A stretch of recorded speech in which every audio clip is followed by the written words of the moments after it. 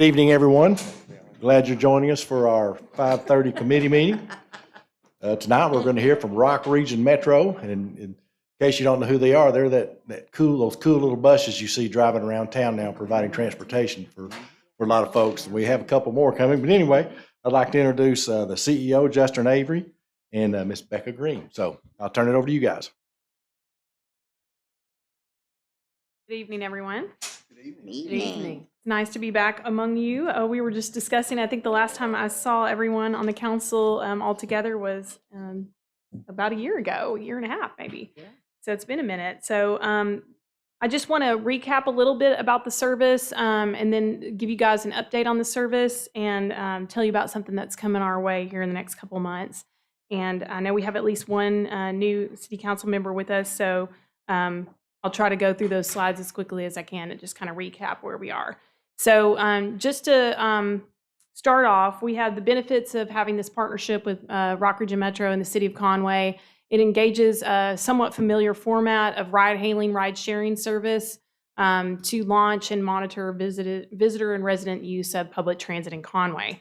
And it also utilizes Rock Region Metro's experience as the largest transit agency in the state of managing FTA requirements that go along with operating transit service. And it also establishes the first public transit service outside of Pulaski County here in Central Arkansas, and we're very proud of that to be here in Conway and in Faulkner County. This is a map of the urbanized area of Conway and Little Rock. Little Rock's the urbanized area that you see in green.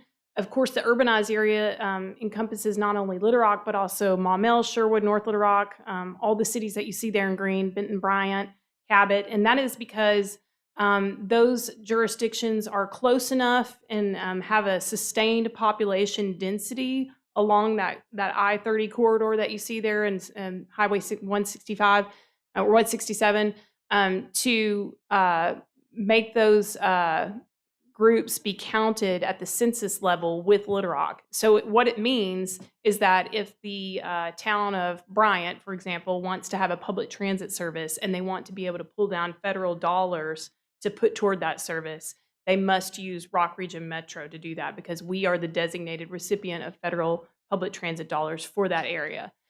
Conway, though, a few years ago surpassed 50,000 people in population. So that means that Conway is in its own urbanized area as determined by the U.S. Census, therefore qualifying Conway to pull down federal funding for public transit service if they want to start a system. So we are using the monies meant for Conway, and they're only meant for Conway. We are not spending them anywhere else. We are required to spend them on Conway service. So that's how that comes about. And again, this map is determined by the U.S. Census Bureau. It's not determined by the Federal Transit Administration. So just a recap of the history of our agreement. In 2018, Conway City Council voted to make Rock Region Metro the designated recipient of its 5307 Urbanized Area Formula funding. That's what those funds are called at the federal level. And they remain with us, but again, they're earmarked for Conway Transit and transit-oriented development projects, so that's where they are spent, and they cannot be used for any other purpose. And in 2019, Rock Region Metro launched our first microtransit service in Little Rock in the John Bearer Road area, for those who are familiar with that area. And then in 2021, Conway came to us and said, okay, we're ready to start this program, but we'd like to do microtransit service. For those who were on the council back in 2018, you may remember that we started considering a van pool service, and we ended up doing microtransit instead. And because during 2021, we were in the COVID pandemic, the coronavirus pandemic, there actually had been made available through the pandemic CARES Act funding for this service as well. So Conway, being in its own urbanized area, gets its own CARES Act funds as well. So the great thing about CARES Act funding with public transit agencies is they can be spent and they have less restrictions on the spending than some of our other funding pots. And that's a great thing to have for the service. So we have launched this service in Conway using CARES Act funding, and we launched that in 2022 on October 24th. So we haven't been operating for a full year yet, but we did launch with the CARES Act funding. And of course, that is one-time funding that hopefully we'll never get again, because hopefully we'll never have another global pandemic. So a little bit about microtransit, just to recap for anybody who may need a refresher. It's ride-hailing, ride-sharing service. So I underlined ride-sharing to make it clear that it's not a personal taxi service. You are not going on a direct path from point A to point B in your own vehicle. That's what a private service is. This is public transit. It's ride-sharing. That's what makes us available to spend public transit and mass transit dollars on it, because it's ride-sharing. It's point-to-point accessible public transit service using smaller vehicles, and it's ideal for areas of lower emerging transit demand. Clearly, Conway falls, I think, and you'll see this with the updated numbers here in a minute, in the emerging transit category out of those two categories. It's definitely not low demand here. It's definitely been higher demand. And microtransit is a technology-driven demand response service. So again, it's a familiar interface for anyone who's used Uber or Lyft. A clarification though, it is not the same. When we say familiar, we just mean that it uses an app-based technology primarily to operate. But that's where the similarities end. Microtransit public transit service is parametered by the time of day that it operates. You know, if I want to get my own personal Uber and go from Little Rock to Conway at 2 a.m., I can do that if I'm willing to pay the cost, which is probably very expensive. And if somebody's willing to take me, I can do that. You cannot do that with this service. It's parametered by cost, and it's parametered by the zone geographic areas where you can go. But it does offer more coverage than traditional fixed route bus service, because it can go down those smaller roads and neighborhoods. It has a smaller vehicle footprint. So it can go to places where bigger buses can't go, which means it has more coverage. And then it's also more immediately responsive than what's known as traditional dial-a-ride service in the industry, which you may see in other communities. And we've talked about this, but unlike Uber and Lyft, you do share a ride. You do get some benefits from having a microtransit fleet, in that we have a dedicated specific fleet. This isn't somebody's personal car that they're just using to do side service after hours when they have availability to drive for Uber or Lyft or something. And then we also don't have surge pricing. It's predictable fares. And those of you who remember this from before know it's $2 per person per trip here in Conway. It also can support a variety of trip purposes, and we see this all the time here in Conway, people using it to access shopping centers, schools, medical appointments, all of that.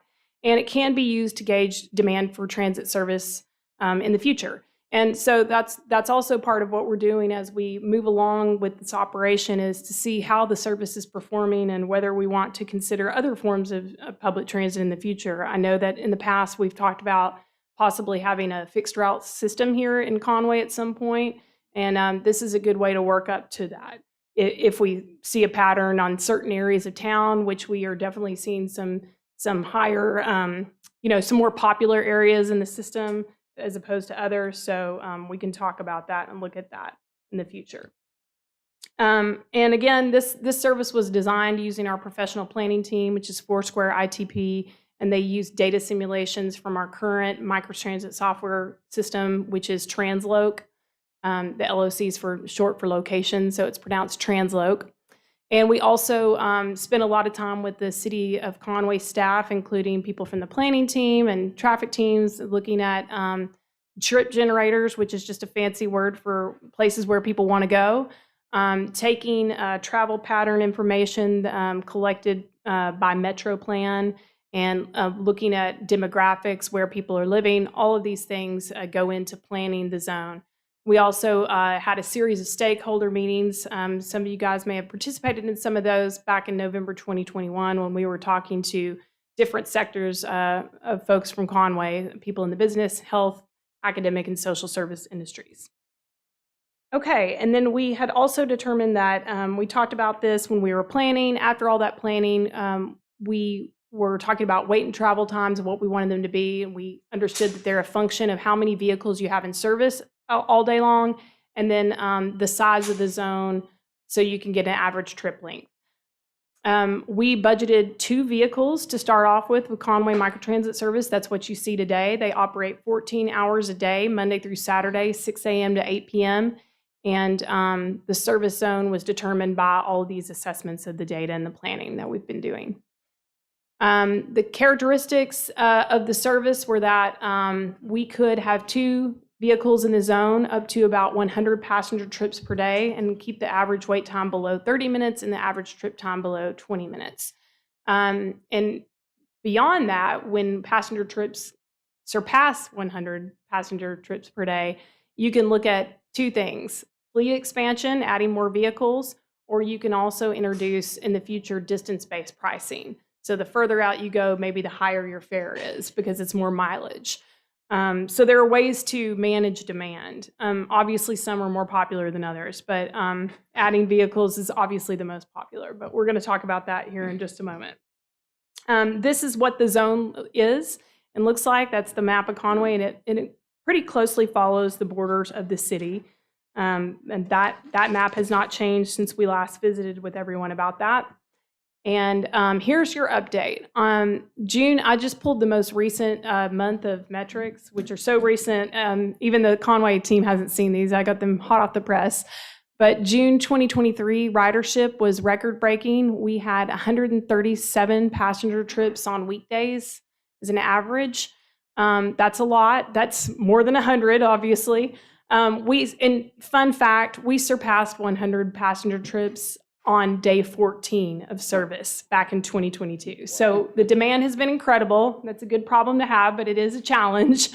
3,409 passenger trips in, that should say June. That is a record-breaking number of passenger trips for a month. That averages to about 9.8 passengers per hour. As you can see, the average wait time is still pretty good. It's 22.9. It did creep up from May because May had a lower average daily weekday ridership than 137. So the more you creep over that, the longer it gets with the wait times. And then average trip duration was 13.9 minutes. The average trip length was 3.1 miles. So this is a 32 square mile zone. So that's a lot of coverage. That's a lot of ground that you have to cover. But most of the trips are 3.1 miles. In May, I put May for this number because that looks more traditional peak time that we see, I think, in Conway, 7 to 8 a.m. when people are getting to work, and then later afternoon, 3 to 4 p.m., and schools letting out, things like that. We tend to see the peak times on those hours. For June, it was different, and I think that's because it's a summer month. It was more like 10 a.m. was really popular, 5 p.m., and then also 6 a.m. So that's a little bit different. But people have different schedules in June, so I wanted to use those May numbers for that, just because that's more, I think, of what we typically see is the 7 to 8 and 3 to 4 p.m. peak. Again, those we're operating 14 hours of service, Monday through Saturday, 6 a.m. to 8 p.m., and there are 2 vehicles in service. There are 2 additional service vehicles that we have ordered, but they're not delivered. And the reason is there is a small bus crisis happening across America within the public transit industry. You can Google it. It's a real thing. Just Google small bus crisis public transit, and you'll find a ton of articles about it. Basically, it was pandemic created, I believe, with the supply chain issue with vehicles, the same ones that you see in the personal vehicle sector. We seem to have bounced back a little bit in the personal sector, but not as much in the world of small transit vehicles. They're just not making enough of them to satisfy the demand for them. If you look at the body style of the Metro Connect vehicles, the next time one passes you and you're on the road, take a good look at it. Because if you imagine it as a gray vehicle instead, you'd be looking at an Amazon Prime vehicle. So we're out there competing with Jeff Bezos and everyone else who needs a vehicle of that size and that make to get that many people per vehicle out there. So they're incredibly difficult to find. I think there also is something to be said for the chip manufacturing situation as it's ongoing with that whole industry. So that's holding up the vehicles. We are doing everything in our power to try to get more vehicles, but this is the situation that we're in, and every other public transit's in there with us. We've reached out to our delegation. Everyone who needs to know about this crisis knows about it and knows what our needs are, but that is the situation right now. So with that said, this is just a recap of what we have to support the service right now, and this is not changed from when you guys saw it before. 4+ drivers. We always have 4 throughout the day, basically 2 people driving in the morning, 2 different people in the evening, and then extra people beyond that to support vacation and sick days and all that. A supervisor dedicated to Conway, a dispatcher dedicated to Conway, and then all the fixed support and capital that goes into that as well. The fare structure, as we discussed, is $2 per person per trip. It's easy to remember. You could pay it cash or through the token transit app that we have. It's comparable to similar microtransit service in similar markets. And obviously, as we discussed earlier, you could do something in the future like distance-based pricing to kind of tamp down on demand where you have to pay more if you're going further, or you could just raise the flat fares now if you wanted to try to tamp down a demand. That's obviously a less popular way to curb demand, but it is one way you can do it other than adding vehicles. And you can also shrink the zone. So we are continuing to monitor the fares. They seem to be, not hampering any of the demand for sure right now. So that may be something that we want to consider in the future is whether we have landed on the appropriate fare amount. The big news today is that we are in the next couple of months transitioning our software vendor. We've used the same vendor for microtransit service now for 4 years. It's Transloc. We're moving over to VIA. VIA is an industry leader. A lot of other public transit agencies across the country use VIA. They're an 11-year-old company. They're headquartered in New York. They have projects all over the country and all over the world. And this transition will tentatively occur in September. We're tentatively looking at September 19th, which is a Tuesday. That allows us to roll over some things and be at work on Monday and get some things in place for a transition to a Tuesday launch. And we are looking at tentative public meetings to inform the public about this change in late August, on August 29th and 30th. We'll be working on a lot of messaging about that because there are some key differences when you change vendors in the world of mobility as a software service. The key difference here is that we are moving to a purely on-demand model.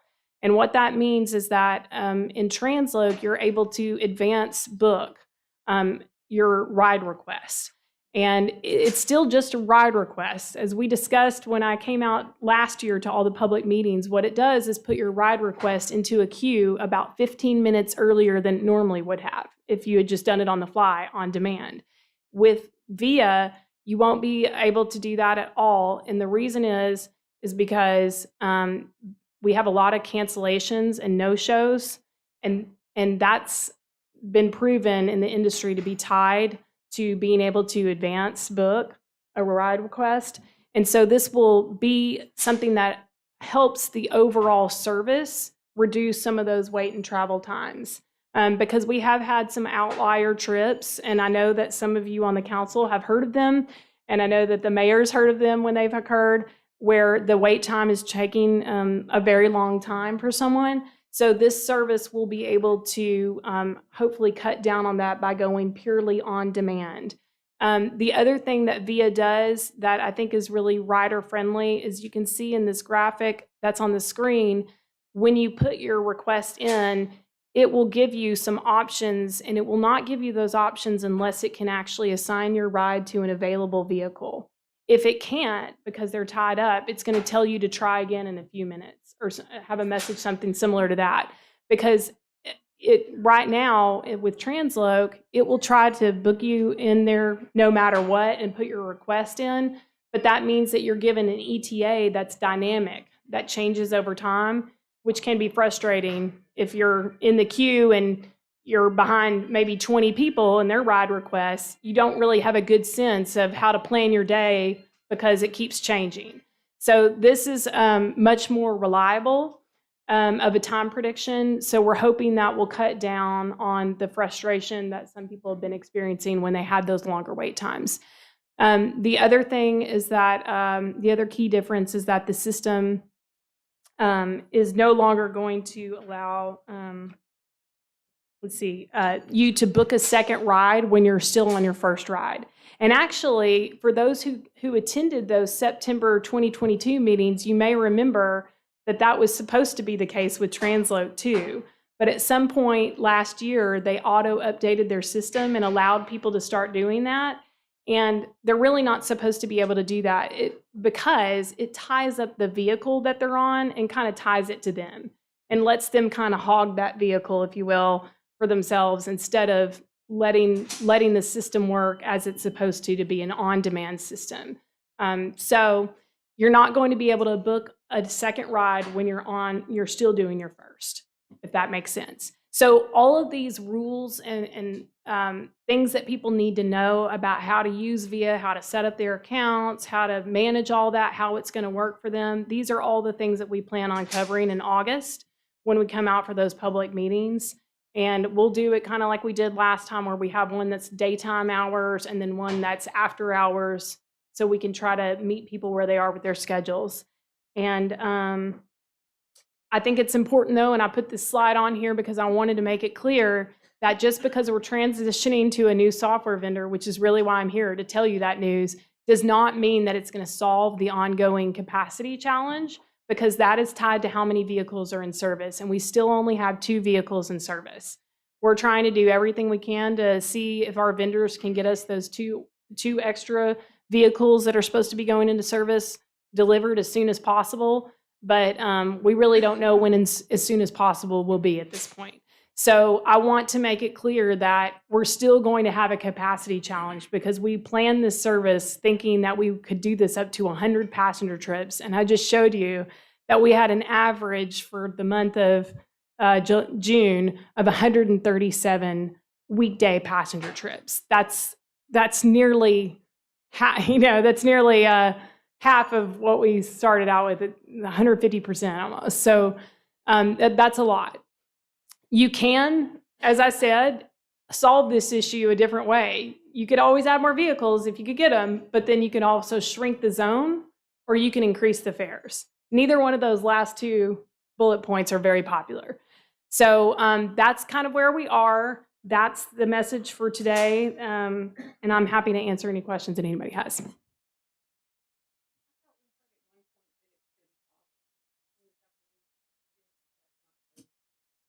The new vehicles?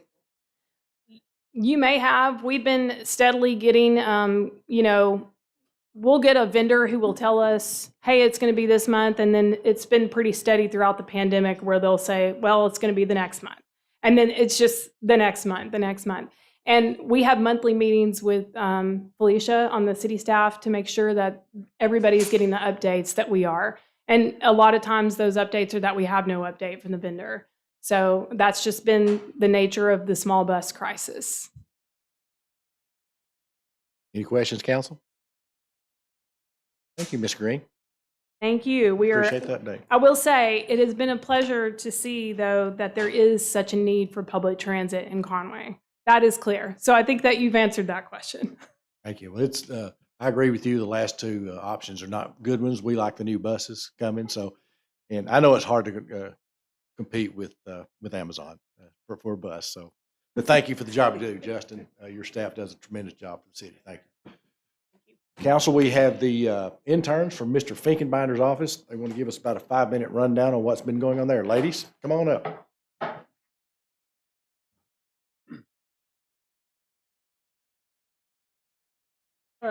For those of you who haven't met, this is Lily Webb interning with us from UCA, Alexis Carter interning from Hendrix, and Claudia Carter interning from UCA.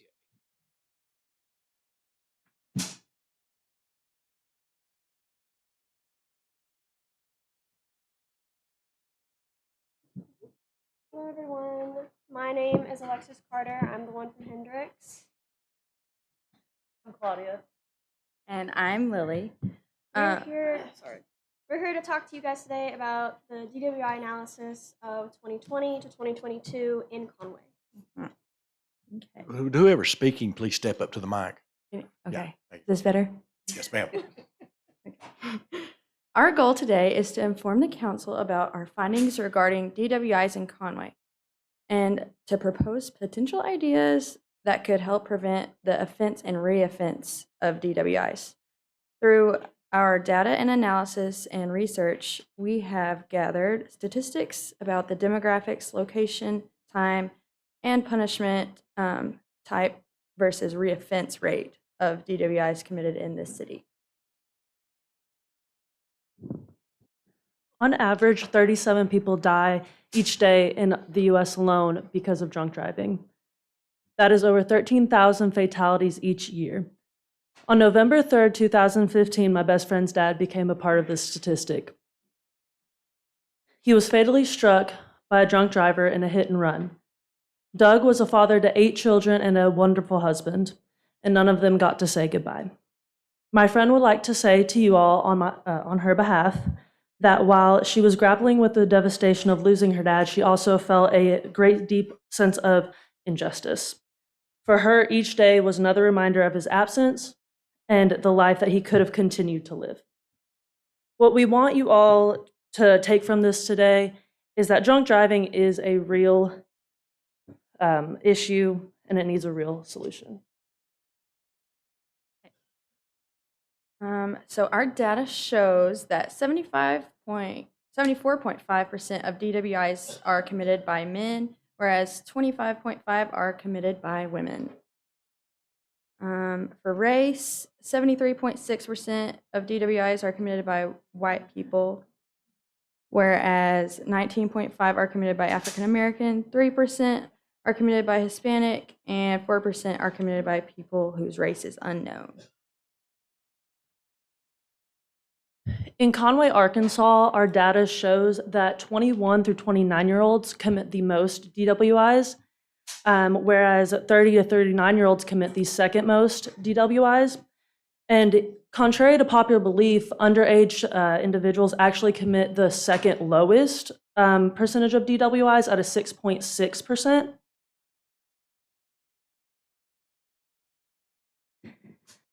So we created this map. This is a zoomed in portion of Conway. It shows all the location of all the DWIs since the beginning of 2022. As you can see, we've also included a blue potential police patrol route that goes through this trend line of DWI incidences. Our data also showed that the majority of DWIs occur around 2 a.m., which makes sense considering the major bars in Conway close around 2 a.m. So for this portion of our research, I created a regression with Excel using a 0.05% margin. To do this, I wanted to figure out whether the fines, jail time, community service, and the alcohol courses have an effect on recidivism. And according to the research in 2020, none of them did. In 2021, only community service did. And once again, in 2022, you see the same result. So I looked at what other states do. So based on the research done on Texas, Mississippi, Oklahoma, and Tennessee, I concluded that there are 2 main tactics that these states use, and that's probation and the interlock ignition device. I think that they've been shown to reduce recidivism in states surrounding Arkansas, so using them more often in punishments will help Arkansas as well. We spoke to Lieutenant Presley of Conway PD, and he believes that DWI task force are very helpful in Conway and produce positive results. He thinks that we should use them more. We propose that the DWI task force direct their efforts more toward the 20 and 30-year-old people demographic. Given our findings, we must continue to educate people of all ages that drinking while intoxicated is never acceptable. The task force should push to educate more college students by posting flyers and creating digital infographics that discourage drinking and driving. We also propose that there should be a demonstration in honor of the 13,000 people that passed away due to drunk driving. We would say maybe this demonstration could look something like placing pinwheels in the ground, one for each person that has been killed by a drunk driver, or they themselves are the drunk driver. UCA does this kind of demonstration to raise awareness for suicide and has been very impactful for the students, and we think that it would be very impactful for the city of Conway as well. That's all. Thank y'all for your time. Do y'all have any questions? Oh, that was very interesting, and I know you didn't have a lot of time to do it, but thank you very much, Yeah, ladies. of course. Thank And y'all. I'm glad Thank you've you, been guys. visiting with Lieutenant Presley. He's a vast amount of knowledge. Yes, he does. Thank you very much. Thank you, guys.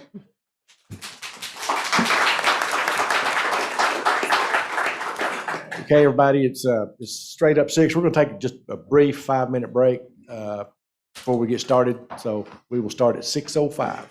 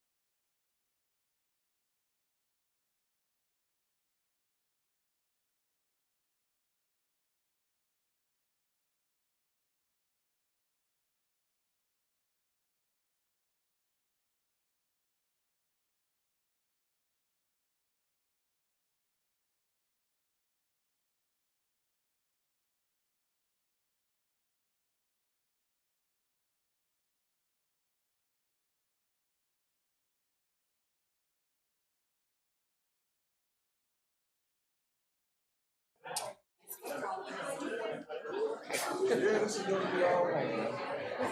Where does this come from? Where does this? You're ahead of me, Mark. Good evening, everyone. Glad you're here tonight. Looks like we got a full house. This is how government works. We're glad that you're here. We proceed each council meeting with a word of prayer and the Pledge of Allegiance. If you would like to, please feel free to join us.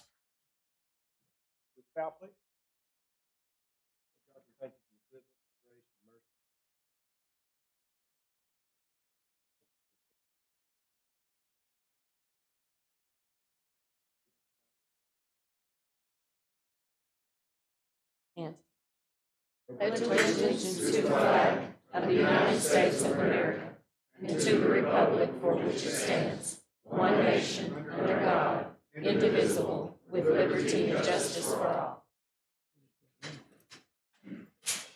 Now call this meeting to order. Mr. Garrett, would you call the roll, sir? Mr. Grimes? Here. Ms. Tucker? Here. Ms. Mel? Mr. Ledbetter? Here. Ms. Webb? Here. Mr. Jones? Here. Ms. Isby? Here. Mr. Hawkins was here earlier, Mayor. He will be back. You had to go take care of something. Okay, council, you should have received copies of the June 30th, 2023 City Council minutes from the meeting. Any corrections, changes, or comments? Make a motion for approval as submitted. Second. Have a motion and a second to approve the minutes as submitted. Any further discussion? All in favor say aye. Aye. Any opposed? That passes 7-0. First up tonight, we have our monthly financials, and these financials end on June 30th. Mr. Winningham, bring us some good news.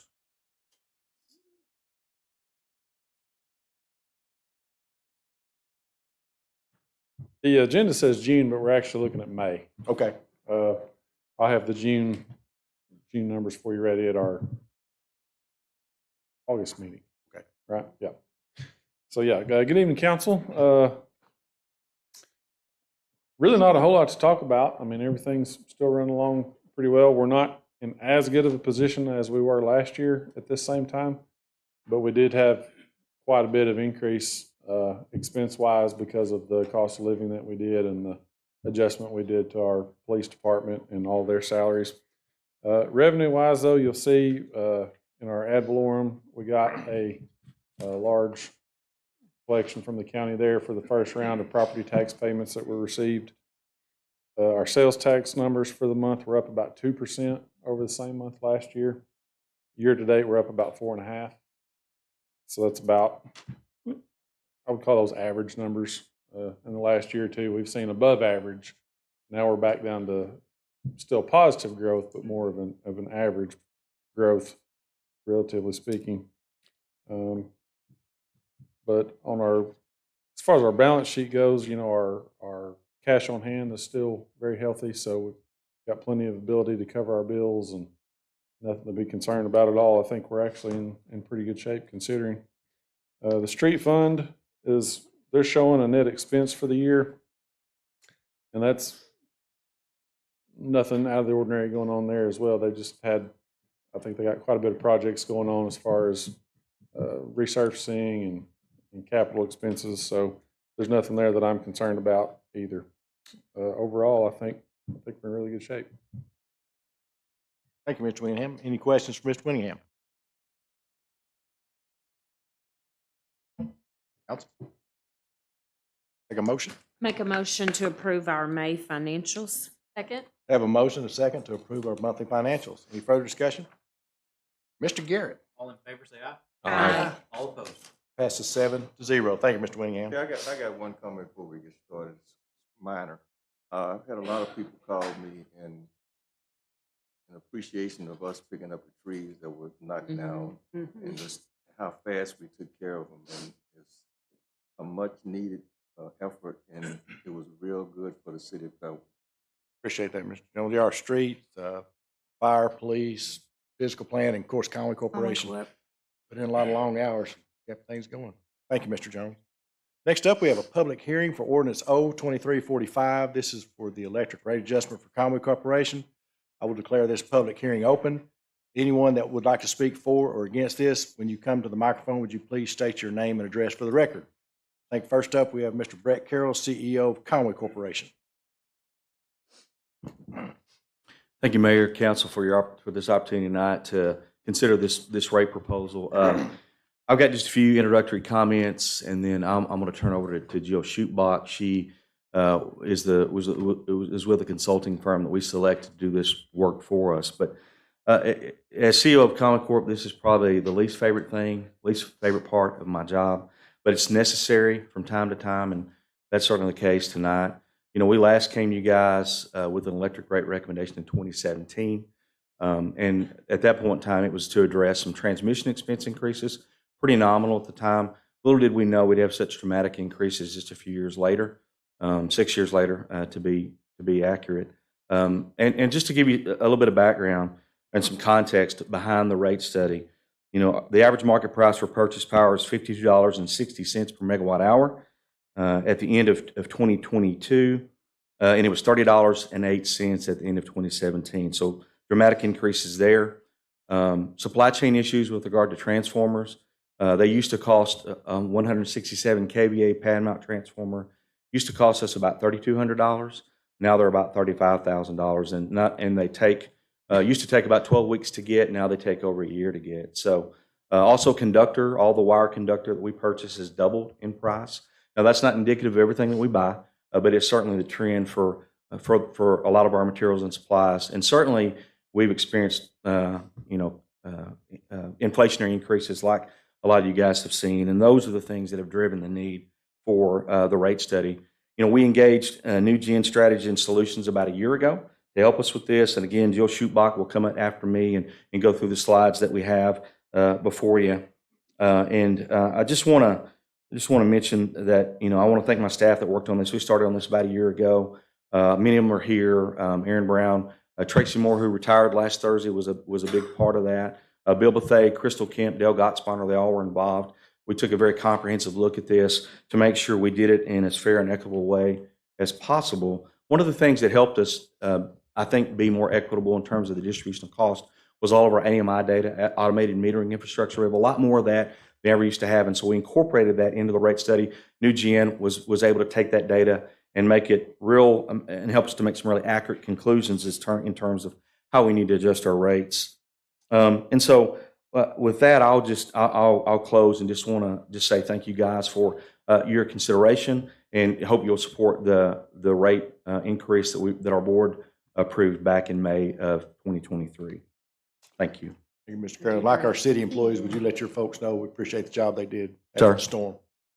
Would you let your folks know we appreciate the job they did? I absolutely will. Thank you. Good evening. Thank you for having me.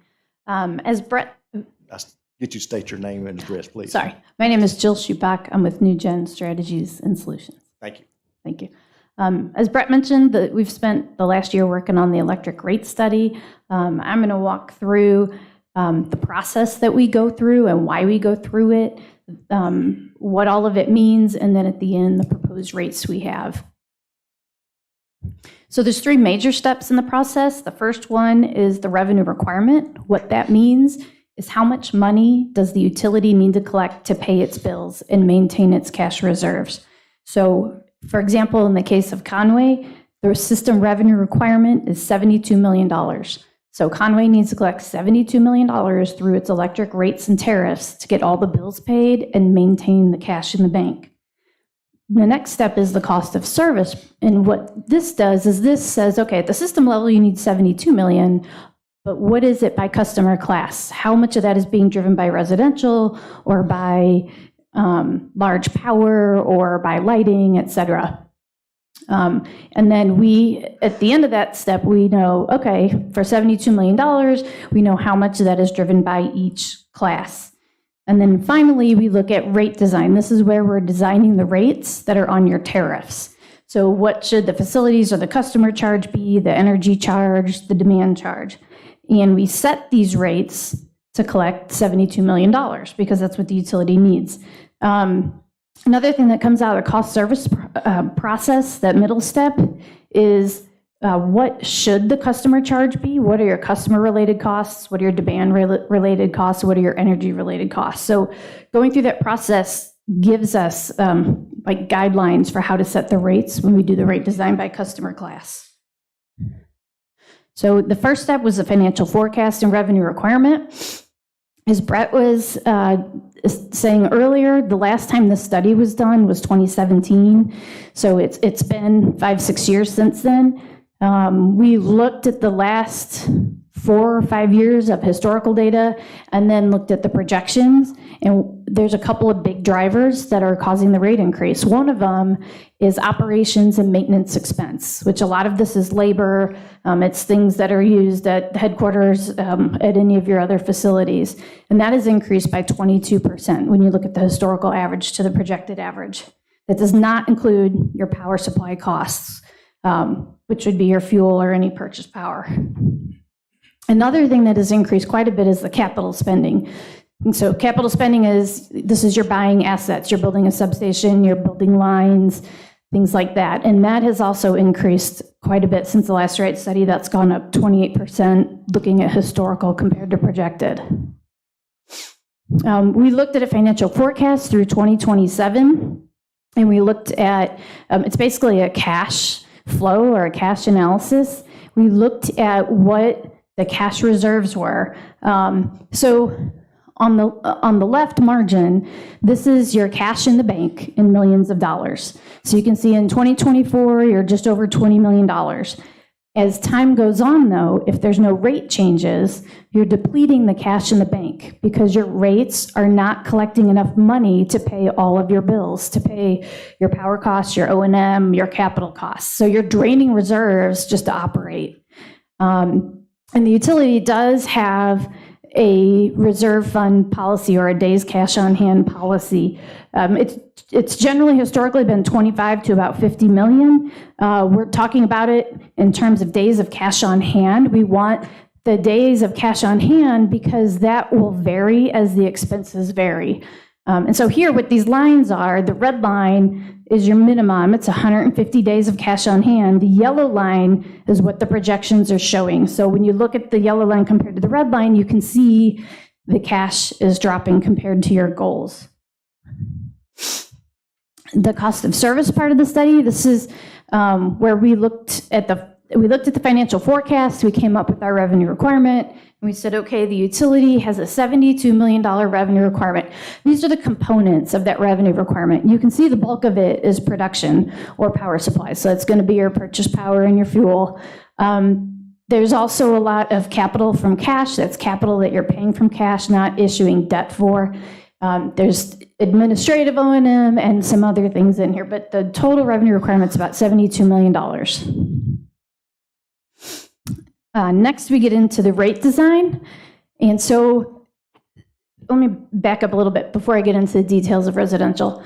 When we do this cost of service study, we look at how much of your costs are fixed versus how much of your costs are variable. Fixed costs being things like, labor and your headquarters and overhead and stuff like that, that doesn't change. It doesn't matter how much power a customer uses, those costs stay the same. Your variable costs are like your fuel costs or your purchase power costs, because every time a customer uses a kilowatt hour, that's going to change. So when we go through the cost service study, one thing, and we see this consistently with other utilities also, is that there's a lot of fixed costs associated just with running a utility. You've got all the assets in the ground, you've got all the labor, all the management. You have a lot of fixed costs just to run the utility, whether people are buying power or not. When you look at rate design and you look at what the rates are collecting, the majority of the revenue is collected through variable rates, through your energy rate. So one goal as we go through this process is to improve your fixed cost recovery. We want to improve the fixed cost recovery, which means the facility charge or demand charges for those classes that have demand charges. So as we go through each of these classes, you'll see we're making improvements with each of these classes with two things. One, moving them closer to cost of service, the cost to actually serve that class. And two, improving fixed cost recovery. So with residential here, you can see we have our current rates in that first column, and then we're phasing in the 3 rates. And we phase it in over 3 years because we don't want there to be any big shocks or any big impacts to the customers. So how the rates have been designed is that on average, they're going to go up about 5% a year. And you can see on here, the average bill is just over 1,000 kilowatt hours a month. So it's going to go up about $4 a month. The facilities charge, there's a few ways we approached this. One was we looked at the facilities charge to improve fixed cost recovery. We increased that by $1 each year. So we've improved our fixed cost recovery, but we're not making any big jumps. The other thing we did is we phased out the seasonal rate. You can see at the beginning with our current rates, we have a higher summer rate than a winter rate. And by the end, we have the same rate for all year. The PCA is like a power charge adjustment. It's a pass-through. It's calculated based on whatever your power costs and fuel costs are. So that PCA here is an average annual, but with the utility, they can change that. And that PCA can reflect your seasonal costs and your seasonal rates. So that PCA can send the price signal to the customers. So by the end of these phased-in rates, we've just got one energy rate on the tariff. But that PCA, the way it's designed to function is it will send the price signal to the customer based on the costs at that time. So here for the residential class, you can see the average bill increases over the next 3 years, and on average, it's about 5% per year. What that looks like, these are billing impact graphs, and so the height of the bar is how many customers it affects, and then on the horizontal axis is how much it affects those customers. So the graph on the left, you can see the dollar amount. So if you look at that, the tallest bar is $3. So there's about 9,000 customers that are going to see an average bill increase between $1 and $3. On the right, it's on a percent basis. So you can see the bulk of those bars are right around 5%. Now, these are different, obviously, because people use power differently.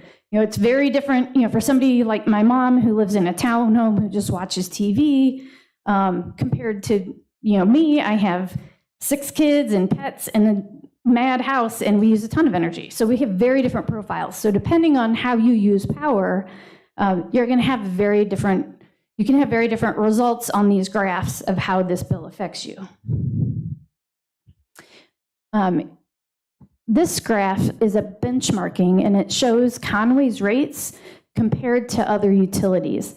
So the current rate is the one on the very far left, and this would be an annual amount in your 12 months of bills. So the current rates for a year's worth of bills would be about $900. If you look at phase 3 of the rate proposal, you're closer to $1,100, but you're still well below everyone else in the area.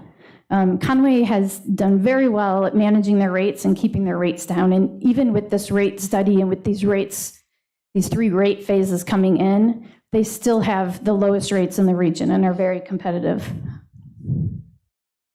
For large general service, here we have a facilities charge. Based on the cost service results, we've maintained that.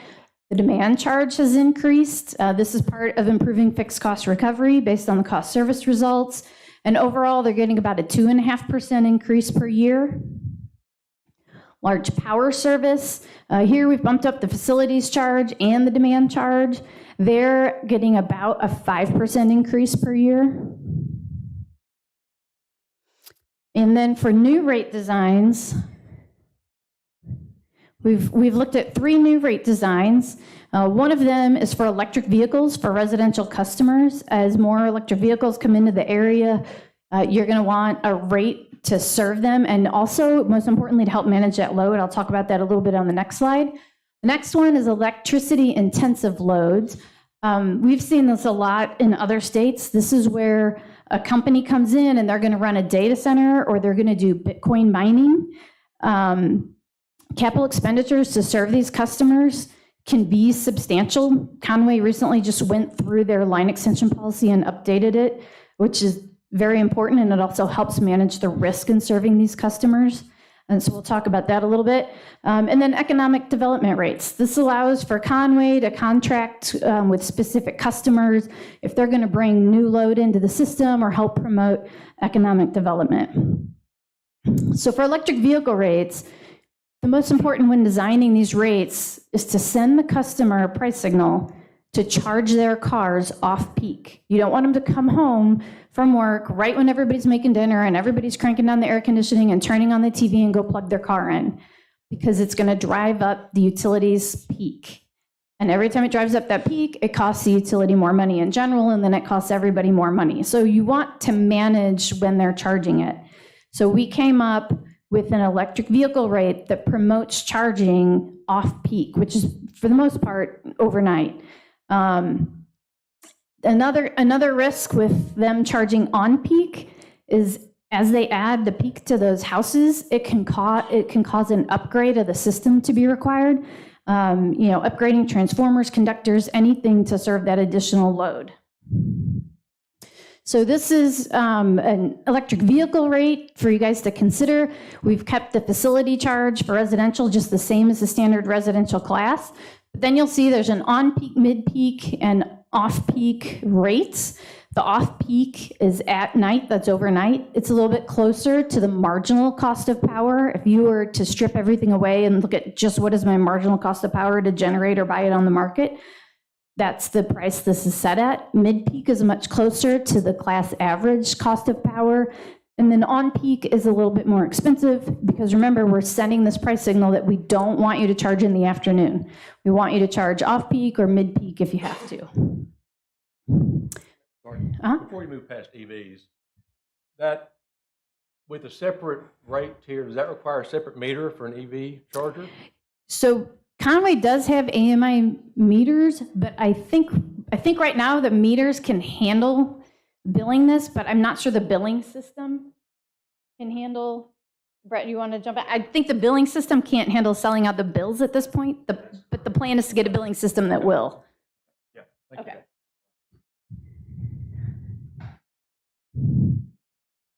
All right, electric intensive loads. So these are your data mining or your Bitcoin miners. This looks a lot like your large general service rate because if they come in, that's likely the group they'd be in. If they were bigger than that or smaller than that, Conway could work with them on rates. The important things here to consider if you get a load like this is if they are going to cause any costs on your system, you have to build a substation or upgrade transformers or anything like that. You want the customer to pay for that. Some of these loads are really high risk. I have a client in Texas that had a big load come in. They said they're going to be 300 megawatts, double the size of the utility. And then they built everything out and they're at about 100 megawatts and they filed for bankruptcy. So it can be really risky. So it's most important, for them to pay for their costs or you have some kind of contract written so that they're going to reimburse you for any line extension type of costs. Otherwise, they just need to pay their fair share of the bills, their facilities charge, demand charge, and energy charge. Economic development rates.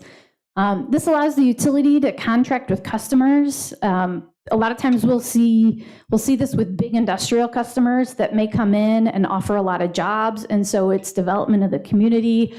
I've also seen this done where they're trying to revitalize a downtown, and if somebody comes into the downtown space and opens a business, they'll get a discount because that's part of the goals of the city council and of the area. But what's important is that one, you want to attract these customers to come in and bring their business. You want to offer them some type of discount to attract them, but you also want to limit the time period, 3 years or 5 years or something like that. Another thing up here, it says the contract may include CIAC, that's contribution in aid of construction. That's what I was talking about earlier with the line extensions. If they're going to cause any big capital investment, you either want them to pay for it or you want to have some guarantee or some contract term to help the utility recoup those costs.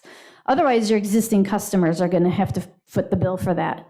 And most often we see this in a reduced demand charge. Sometimes you can see it in reduced energy charge if you're collecting fixed costs through the energy charge, but a lot of times you'll see it in a reduced demand charge. And then finally, in conclusion, moving forward, like I talked about with that 5-year forecast, your current rates are insufficient. They need to be increased for you to pay your bills and to maintain your cash reserves. There have been significant costs in materials and equipment and just in labor and benefits. There is some subsidization among customer classes. That's why when we went through those rate changes, residential and large power service had the bigger rate increases because those classes are the most subsidized based on the study. So as we go through these 3 phases of rates, we want to move all of these classes closer to cost of service. We also need to make sure we collect our $72 million of revenue to get our bills paid. And the fixed cost recovery should be improved, increasing those facility charges and increasing the demand charges. For example, based on the cost service study, if a residential customer is attached to your system, whether they use power or not, it costs about $58 a month to serve them from the utility, because you guys have debt, you have labor, you have capital you're paying for, and you have this whole system built in headquarters and management and all of those things. So whether they use power or not, them just connecting to the system is about $58 a month. So that's why we talk about fixed cost recovery a lot. So recommendations. One, when you think about cash in the bank, try to start thinking about it in terms of days of cash on hand, because as you've seen, the expenses have increased dramatically. And so 6 years ago, if I would have said, oh, we need 15 million in the bank, and then we got to this year and it's like, oh, 15 million is not enough. So if you can start thinking about that in the terms of days of cash on hand rather than just a dollar amount, that'll be helpful going forward. I recommend the 3-year phase-in of rates. Make sure we collect enough revenue, maintain our reserves, move towards cost of service, so to reduce any cost shifting among the classes and within the classes, improve the fixed cost recovery. And we've went through this, I think it was in May, with the board, and we answered a lot of questions, and the board has approved the rate design and the recommendations. So I am available for any comments or questions, or if you think of anything later and you want to email me, just let me know. My contact information is here. Council, any questions? What is the cost per day? What is the what? Cost per day right now? If we're supposed to think of it in terms of how many days, what is the cost per day? I would have to look. So the current policy is right around 25 to 50 million. And when we look at this on the 150, 180 days, it's right in that range. But I would have to pull that number to tell you the cost per day. Any other questions? Thank you, ma'am. All right, thank you. Anyone else like to speak for or against? Yes, sir.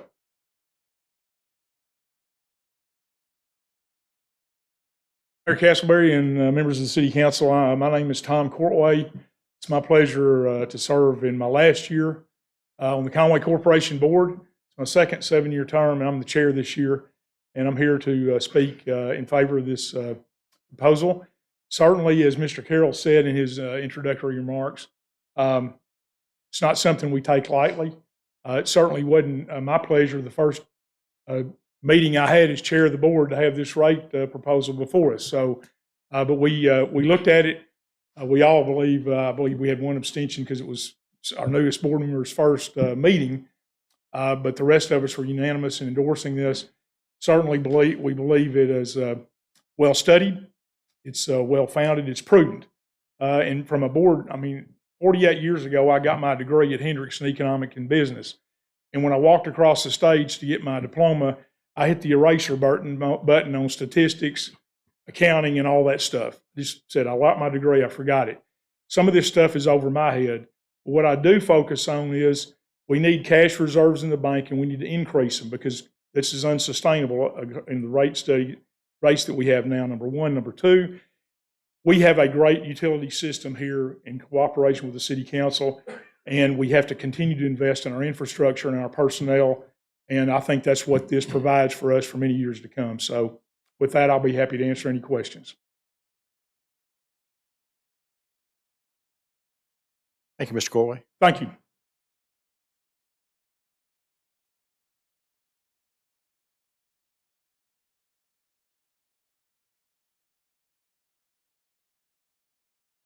Mr. Mayor, Council, Brad Lacey, 507 Locust. I'm supposed to say that, right? You are. And tonight I'm coming on behalf of the Conway Development Corporation, the nonprofit economic development entity for the city. We are also in support of this. You saw an economic development rate. That is a very important tool that Conway Corp has really never had.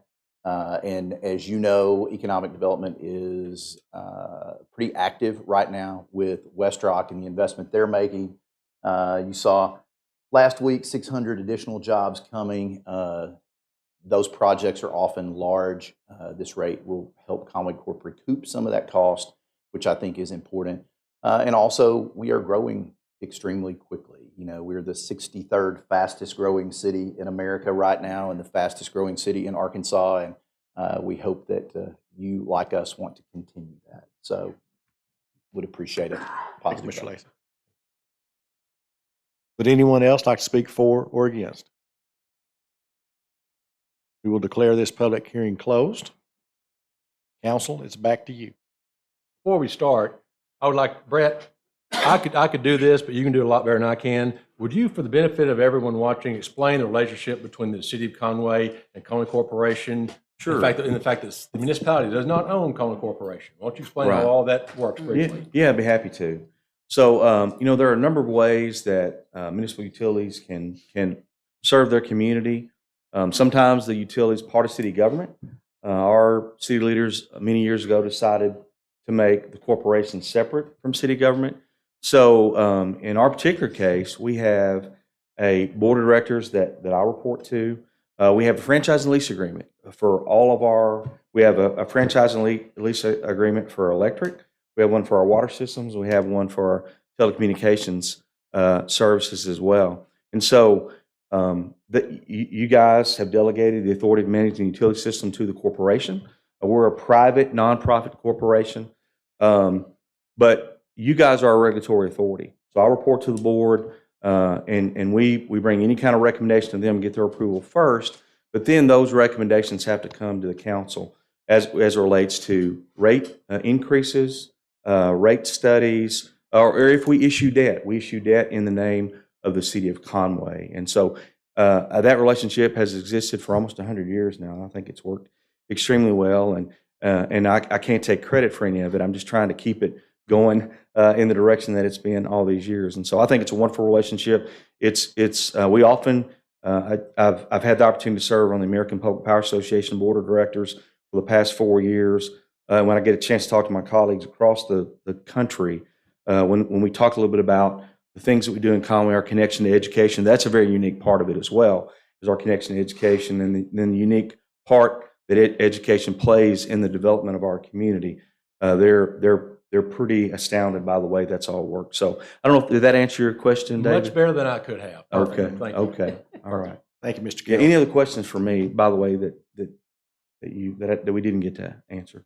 Yes, ma'am. Hi, Mr. Carroll. Yeah. I think if you could explain to me how, if a crypto miner company were to try to come into Conway, it sounded to me like they would be responsible for paying for any new facility or any all that, and that should be pretty effective in keeping crypto miners out of Conway. Well, it's certainly, I think so. I think one of the reasons that crypto miners look in the state of Arkansas, not just in Conway, but the state of Arkansas, is that our utility rates across the board in the state are relatively cheap. And the number one input into their product is electricity. You know, they've got just a building full of servers that are running algorithms and calculations around the clock, and that's the number one input into their products and services. And so they want to be where electricity is as cheap as it can be.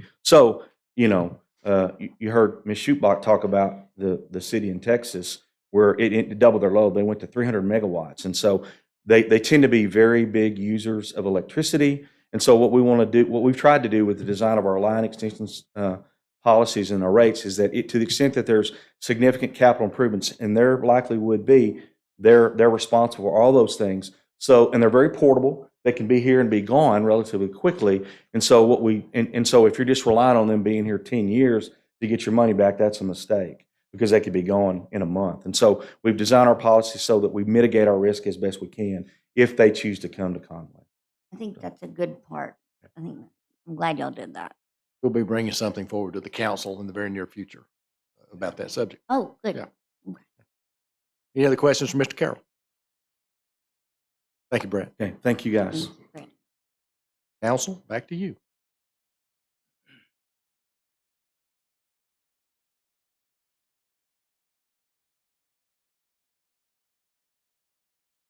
I mean, we got to do it. I don't see any way around it. So. Want our electricity. The first thing we'll need is a motion to waive the second, third reading if y'all so desire. Second. We have a motion and a second to waive the second and third readings for this ordinance.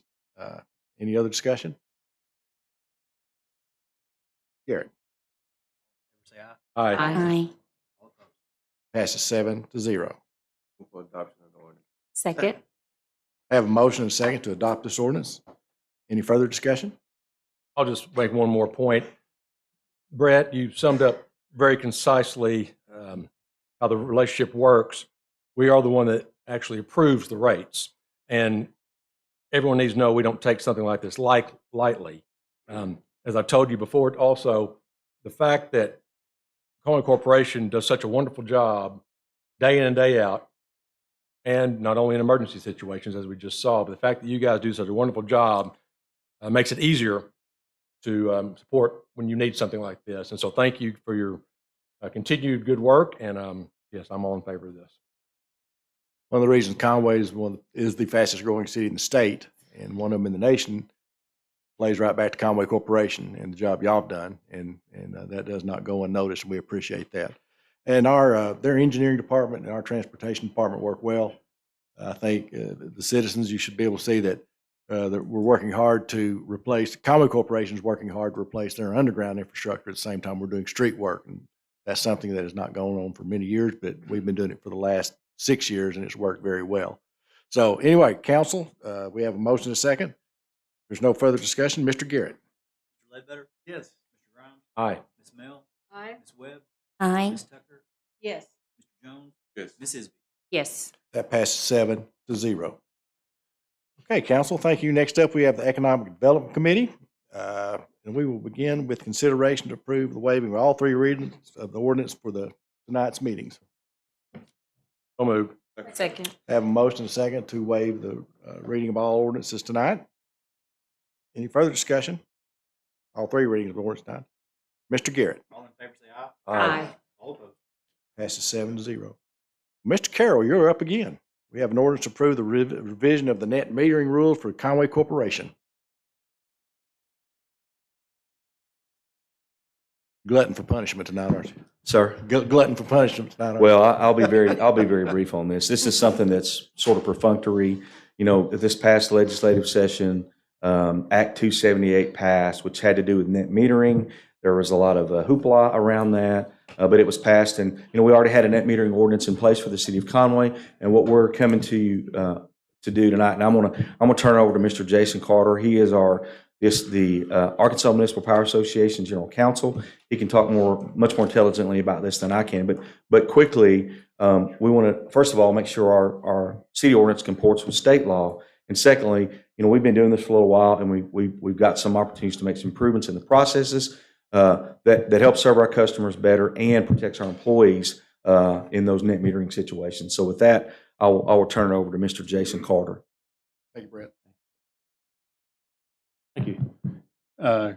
Council, members of the council, and Mayor Castleberry, my name is Jason Carter. I live at 925 Sherman Oaks here in Conway, and I have the pleasure of representing the Arkansas Municipal Power Association, which is the 15 cities in Arkansas that have their own electric utilities like Conway, and I get to work with them on these kind of interesting issues like net metering. So that I have fun with this stuff that may put you to sleep at night, but I actually have fun with it.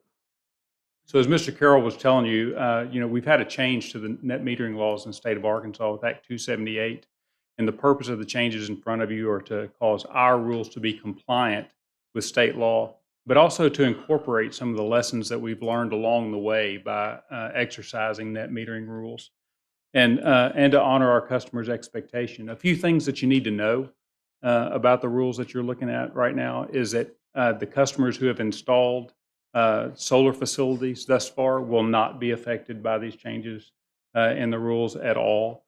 Someone who is maybe considering installing solar facilities right now, their economic value that they're considering will not be affected by these changes in the rules. The primary thing that we're doing with these changes is to update our procedures and to ensure that we're compliant. And you should have a handout in front of you that kind of runs down the key changes, and I can touch on those very quickly. I know you have a long agenda in front of you. I don't want to belabor the point. But the first bullet that I talk about is the availability of distributed generation. In other words, for customers who want to build a larger facility, we would open the door and make that available to them. The value on that point is a little different, but it does increase opportunities. There's a delegation for the authority to set fees. To set fees that are based on costs that are related to net metering. We're asking for support in enforcing the requirement to follow proper procedures for net metering because it's a safety issue. When our linemen put their hands on wires, they need to know that that wire does not have energy flowing through it. If someone just goes out and puts up their own solar facility, doesn't tell anyone about it, doesn't follow the proper permitting process, that can put someone's health or even their life in jeopardy. So we think that that's important, and there's a punitive provision to support people following the proper permitting process within the proposed ordinance. The value for net metering facilities is structured to align with Act 278, but as I said, it doesn't change the value proposition either for existing customers or proposed customers who want to install solar facilities. We've added a preliminary interconnection review request that lets people kind of explore what it would cost them to install solar before they actually do it. Capacity limits have been adjusted to align with Act 278. And the last and most, and I don't want to say it's the most important point, but it is an important point. Act 278 provides consumer protections for people who might want to think about installing solar on their house, that they have rights now, consumer protection rights that have been approved by the legislature.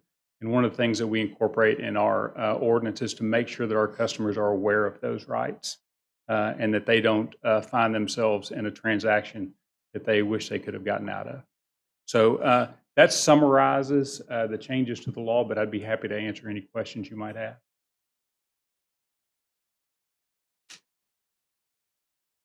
Thank you, sir. Thank you. Council, back to you. Motion to approve the ordinance? Second. With the emergency clause, Ms. Have a motion and a second to adopt this ordinance with the emergency clause. Any further discussion? Mr. Garrett. 02348. Ms. Tucker? Yes. Mr. Grimes? Aye. Ms. Webb? Aye. Ms. Isby? Yes. Mr. Ledbetter? Yes. Mr. Jones? Yes. Ms. Mel? Aye. The emergency clause, Ms. Tucker? Yes. Mr. Grimes? Aye. Ms. Webb? Aye. Ms. Isby? Yes. Mr. Ledbetter? Yes. Mr. Jones? Yes. Ms. Mel?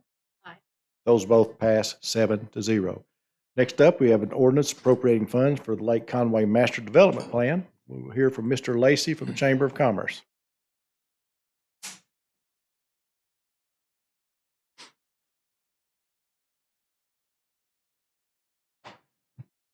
All right. I think many of you know the Game and Fish Commission is planning a major redo of Lake Conway. It is a great asset for us in the city. We started visiting with them and with other officials and saw an opportunity that may allow us to look at recreation a little bit differently within the city limits on the lake. And we go to the next slide. We'll show a map. Yeah. So if you see the properties that are highlighted in pink, those are owned by the CDC. A lot of that property is in the floodplain and will never be developed. So that really provides us a great opportunity to start considering some of that for potential recreation land. That might be the case where we donate that to you to be a part of the city park system.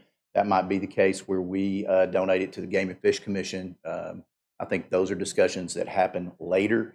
But we went to a group that we consider kind of the leaders in park planning, especially for wetlands areas. It's this EDG group, Ecological Design Group. They've done Osage Park in Bentonville. If you've been up there, here in Conway, they did the Hendricks Creek Preserve. They also did the Clark Presidential Wetlands in downtown Little Rock. And so what we asked them to do was imagine a master plan for this property. They got out in kayaks and went all along that area. I think one of the great parts about that area is it's largely unspoiled, undeveloped. There's mature trees. There's just some really great opportunities here that we don't have in maybe other parts of the city. They really like the idea of looking to the west on how to connect it into some of the Stone Dam Creek Trail that you have going, and then to the north up Little Creek, which would connect in behind Home Depot where the Rays Grant Trail is going to come through. So essentially, if we can figure out what to do to the west as it relates to the railroad tracks, you potentially could have a complete loop around the city of trail infrastructure. That may look like boardwalks in the lake itself as it drains and they start rebuilding it. They really want to encourage kayaking, paddleboarding, maybe even you see those eco hut lodges. They want to look at some opportunities like that. And then obviously including additional fishing access for city residents. So this would be a master plan that would consider any and all things recreational as it relates to the lake on some of that property that we own, and then other property that the Game and Fish Commission owns. Oh, and we have both boards, the CDC and the Chamber together, have approved paying for half of the cost of the study. So we were coming to you to ask for the other half as a partner on this. Brad and I met a few weeks back to talk about this, and that's why I wanted to bring it to the council to see if we could split the cost with them. The intent is to tie our Connect Conway Trail, as well as our other trails that were coming in, as well as the Greenway Trail that we're looking at, that Metro Plan is talking about bringing to Conway. This is a rare opportunity for us to use Lake Conway in a completely different way that we've ever used in the past. I love to fish on Lake Conway. I'm going to continue to do that. But this is going to allow families to bike or walk or still drive out and enjoy a day in the park along Lake Conway with boardwalk. And is this the area we're talking about islands as well, Brad? Potentially, they've mentioned that there's an opportunity to create islands in the lake once it's drained that people could kayak to. And as a city, when they start the lake drainage, we're going to look at what we need to do to clean out Stone Dam Creek and work on some of our sedimentation there, as well as some of our large tree growth. And not our large tree growth, our brush. Let me rephrase that. Our brush in that area. Anyway, thank you, Mr. Lacy. Council, any questions? So how much money are we talking about? The ordinance says 45,000.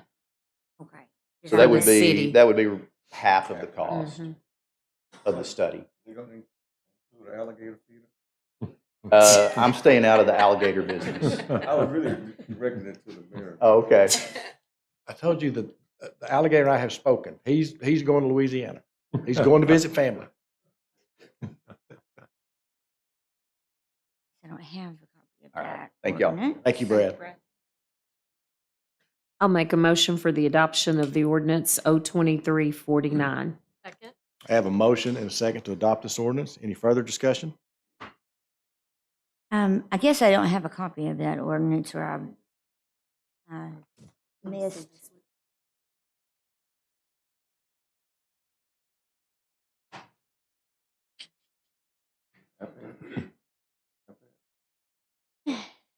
I don't know, there were 100 pages. Well, madam. Thank you.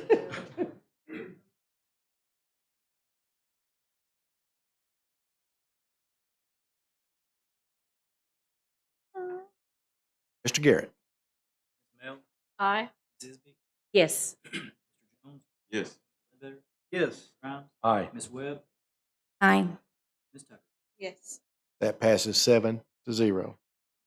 Next up, we have the Mayor, community. Yes, if I can sir. interrupt. Yes, sir.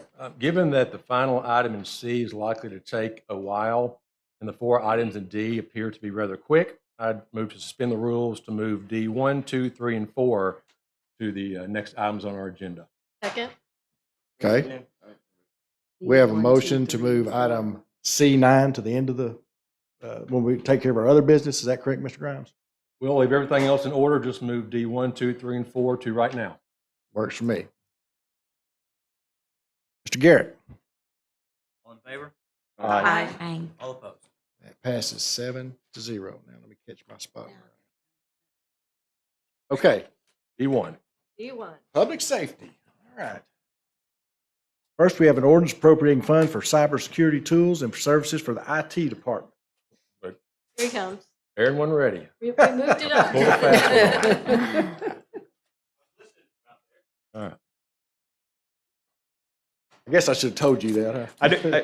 Shelley told me it was moving up. I didn't know how far up the agenda was moving. So, Mayor, Council, appreciate you this evening. I became director, I guess, 6.5 years ago when the mayor took office, and it's the first time I've ever come to ask for money. So I hope you will take that into account this evening. So over the last several months, you guys remember I was here a couple months ago to talk about cybersecurity. So we've taken the last couple of months to look sort of comprehensively at our information security practice and program. Look at what industry best practices are and what some best-in-class tools are that we can add to comprehensively and overall improve our security posture. And so, besides being the right thing to do, I think the timeliness of it comes from the fact that we've had 2 of the largest 10 cities in Arkansas face cyber attacks in the last 4 months.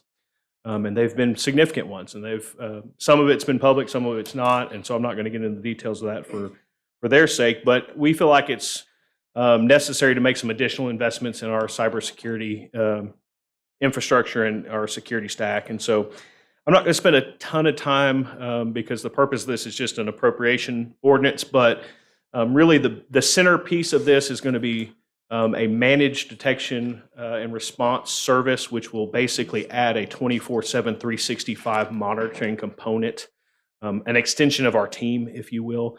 That's one of several things that this does, but the value of that really is going to be to enhance our overall capacity to deal with cyber issues. So a service like this is in a security operations center. They're monitoring 24/7. They have the ability to step in and curtail things while we're sleeping. We may not see till the morning. They see suspicious activity. They can investigate. They can bring incident response to that. So that's one of a couple of things that this will allow us to do, but that's what this appropriation is covering is additional IT cybersecurity services and tools. Happy to answer any questions. This is a big one these days. It is. I've indeed. kept up with that. It can be very expensive. Yes. And if you'll forgive me for saying this one more time, I like to say it as often as I can. It will be, at some point in the future, we will have some cyber event in the city of Conway. We can throw all the money at it we want, and we can't prevent it 100%, but we can try to be diligent and mitigate the risk and make sure that we're doing the best in class practices to try to prevent it. But I can't tell you that one day we're not going to have a tough conversation about something that took place. I mean, 2 of the cities in the state that do it as well as anybody in the last 4 months have had instances. So this is an investment, but it's not a foolproof thing. So I'm going to say that every time somebody will hear me. Thank you, Mr. Knight. Yeah. One quick question, Sure. Mr. Knight. The 90,871, is that just for the rest of the year? That Or is total. Your annual? Yeah, it's a total So it'll be annual. next year. Okay. And so actually, this is really going to cover about 4 different things that we're going to be adding in. 2 of them will be replacement items that some of it's budgeted and some of it, this is the difference of. But yeah, it'll be an annual amount that'll be added to our budget. Okay. Any questions, Mr. Knight? Council, back to you.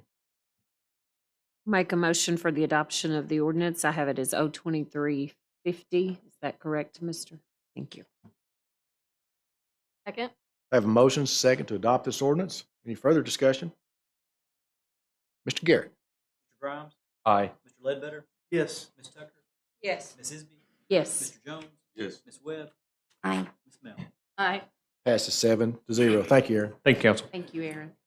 Next up, we have an ordinance approving the reclassification of position and a personnel change within District Court. I believe Judge Clausen is here. Good evening, ladies and gentlemen. I appreciate your time. I'm Ed Clausen, one of the district judges here. I was here last month to request this reclassification and basically reallocation of some funds we have in our budget to increase the salaries of two of our employees, the ladies who do the bulk of the financial work. I understand it was, I submitted some additional information to the salary committee, and I'm here to ask that the request that I made for the reclassification and the increase in those two salaries be approved. Now, unlike Mr. Knight, this is not the first time I've been here asking for money, and probably won't be the last, but. And this did go through Mr. Yes, Grimes' our committee. salary committee met. It consisted of myself, HR Director Lisa Mabry Williams, Tyler Winningham from Finance, and Felicia Rogers from the Mayor's Office. And I do appreciate the judge's patience in giving us a month to run through our committee. And yes, it's we recommend that we do this. It's an annual adjustment of $6,700, so that half a year will be $3,350, give or take, plus benefits. And it did not cause any heartburn with any other similar positions anywhere else. So we recommend it. I'll make a motion for the adoption of the ordinance along with the emergency clause. Have a motion and a second to adopt this ordinance with the emergency clause. Any further discussion? Mr. Garrett. Ordinance 02351. Ledbetter? Yes. Ms. Tucker? Yes. Ms. Isby? Yes. Ms. Mel? Aye. Mr. Grimes? Aye. Ms. Webb? Aye. Mr. Jones? Yes. The emergency clause, Mr. Ledbetter? Yes. Ms. Tucker? Yes. Ms. Isby? Yes. Ms. Mel? Aye. Mr. Grimes? Aye. Ms. Webb? Aye. And Mr. Jones? Yes. Those both pass 7-0. And Judge, I know that you have announced your retirement at the end of this term. Yes, sir. I want to let you know personally and from the city of Conway, you have served with honor, with a lot of integrity, and I appreciate the tremendous job you have done, and you're going to be missed. You're very kind, and I appreciate what this body's done tonight for my folks over there, and it's been an honor to serve. I've got a little more time. I'm not leaving before the end of my term unless somebody runs me off, but I do appreciate the kind words. It has been an honor and a pleasure to serve as district judge, and I've enjoyed it, and will continue to carry out my responsibilities in the best manner I know how, and I appreciate your support and your help. Thank you very much. Thank you, Thank Judge. you. Thank you.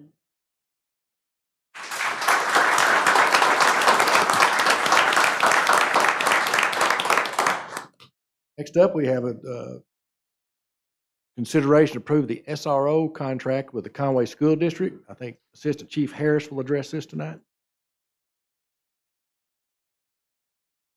Good evening. So we've been in talks with the school district, and basically they want to add two new positions for our SRO. So add two new officers.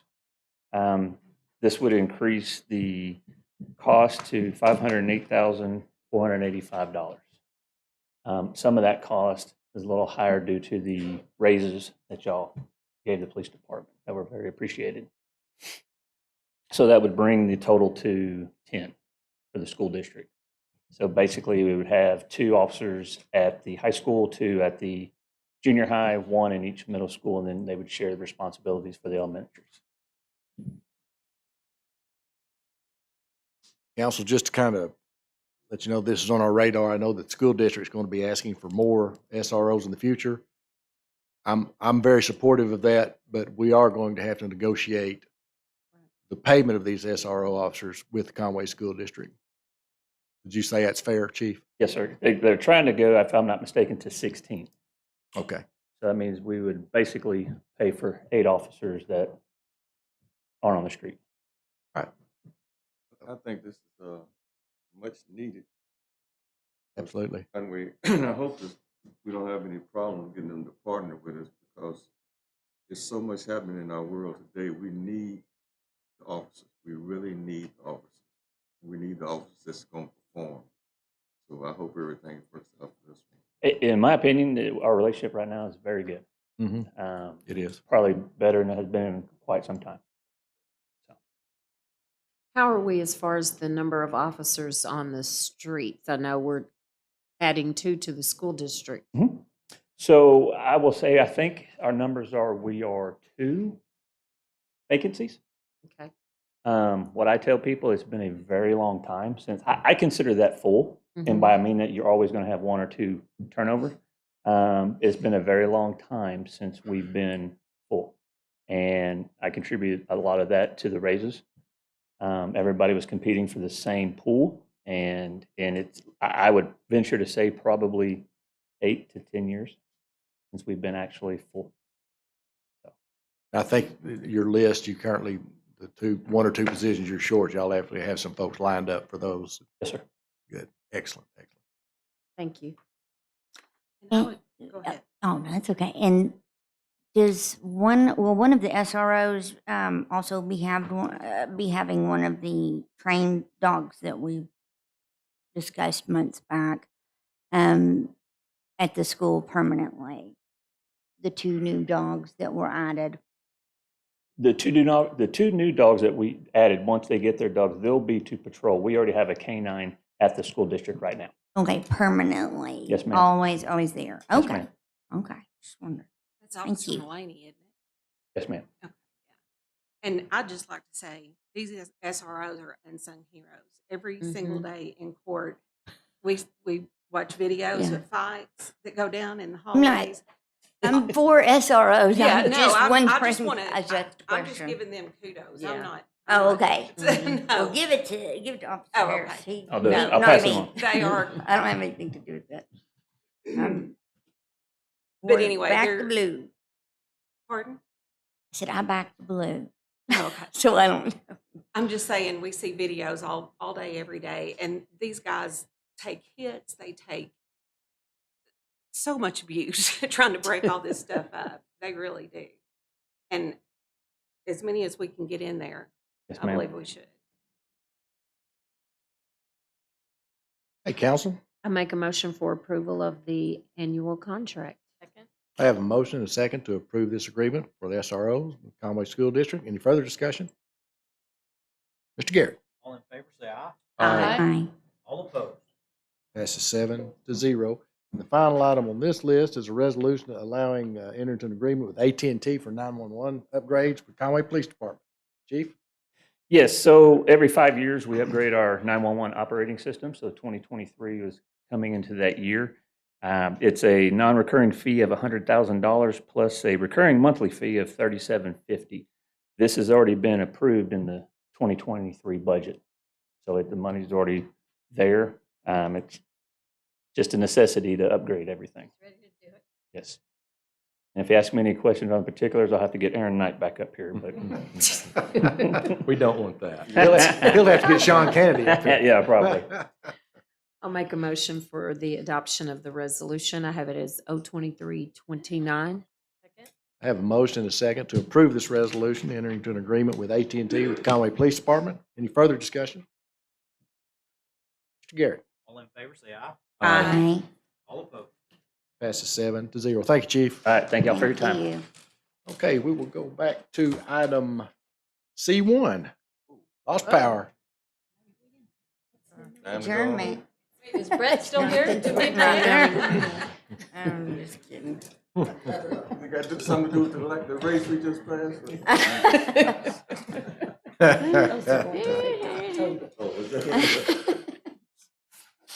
All right. Next up, we're going back to community development. And normally Mr. Hawkins handles this, but he had something come up. First up is a resolution requesting Faulkner County tax collector place a lien on the following properties for expenses incurred by the city. Number 26 Briarwood Circle of 16989. Is there anyone here that represents that property that would like to address this? Council, I do not see anyone here that wants to address this. It's the amount of $169.89 for expenses incurred. Make a motion for the adoption of the resolution, 02330. I have a motion and a second to approve this resolution, placing a lien on the property at 26 Briarwood Circle. Any further discussion? Mr. Garrett? All in favor, say aye. Aye. All opposed. That passes 7-0. Next is, I'm sorry, 6-0. My bad. I wasn't looking. Next up, we have a resolution requesting Faulkner County Tax Collector place a lien on property at 255 Garland Street, also in the amount of $169.89. Anyone here representing the property at 255 Garland Street that would like to address this?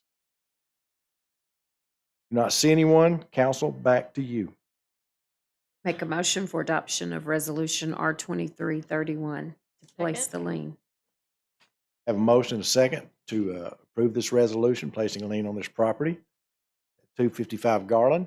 Any further discussion? Mr. Garrett? All in favor, say aye. Aye. All opposed. Passes 6-0. Next, we have a resolution requesting Faulkner County Tax Collector place a lien on property at 2600 Donaghy Avenue in the amount of $124.58. Is anyone here representing 2600 Donaghy Avenue? Do not see anyone here wanting to address this. Council, back to you. Make a motion for the adoption of the resolution, R2332. I have a motion and a second to adopt this resolution, placing a lien on property at 2600 Donaghy in the amount of $124.58. Any further discussion? Mr. Garrett? All in favor, say aye. Aye. All opposed. Passes 6-0. All right, next, we have request, Faulkner County Tax Collector place a lien on property located at 2620 Donaghy in the amount of $188.62. Anyone from 2620 Donaghy like to address council? Not seeing anyone. Council, is back to you. 2620 Donaghy, the amount of $188.62, expenses incurred by the city. Make a motion for the adoption of resolution R2333. Have a motion and a second to adopt this resolution. Any further discussion? Mr. Garrett? All in favor, say aye. Aye. All opposed. Passes 6-0. Next is a resolution requesting Faulkner County Tax Collector place a lien on property located at 700 Club Lane. Yes, sir. That one got taken care of yesterday. Got to, okay, so you can scratch, take that Good one off, job. council. All right. Next up is an ordinance appropriating funding for program year 2023 for the CDBG Block Grant Program, and Ms. Rogers will address this. Good evening, council. Good evening. So we have received our HUD funding for CDBG for program year 2023. We are pretty excited about that. So we have 6 of our nonprofits that we are looking to fund for transportation services. Also, the funding to complete the emergency shelter, as well as to finish sidewalks in our Pond Street revitalization project with our Spruce Street Cottage development. We have been awarded $476,652, and we are seeking your approval for appropriation. Move. Second. Have a motion and a second to appropriate funding for CDBG for 2023. Any further discussion? Council, if you hadn't had a chance to go by Gum Street and take a look, you need to go by and see how that's coming on. If you get a chance to go by Pine Street, all 12 homes are up. 10 of those homes are owner occupied, and we have 1 house that is still available for a subsidy through the city of over $18,000. So That's awesome. Time to look for a new place. Yeah. new projects, yes. Thank you all so much. Thank you. The ordinance 51. 02352. Mr. Ledbetter? Yes. Ms. Mel? Aye. Mr. Grimes? Aye. Ms. Tucker? Yes. Mr. Jones? Yes. Ms. Isby? Yes. Ms. Webb? Aye. Passes 7-0. Next up, we have an ordinance appropriating funds for gov deals for the airport. Mr. Briley. Did I get ahead of Kurt? No. No. Hey, good evening. How are you guys? Good evening. This is just, we sold 2 vehicles of our courtesy cars this past year. So this is just moving a portion of that profit back where we can, in our miscellaneous funds for some items that we're needing. So.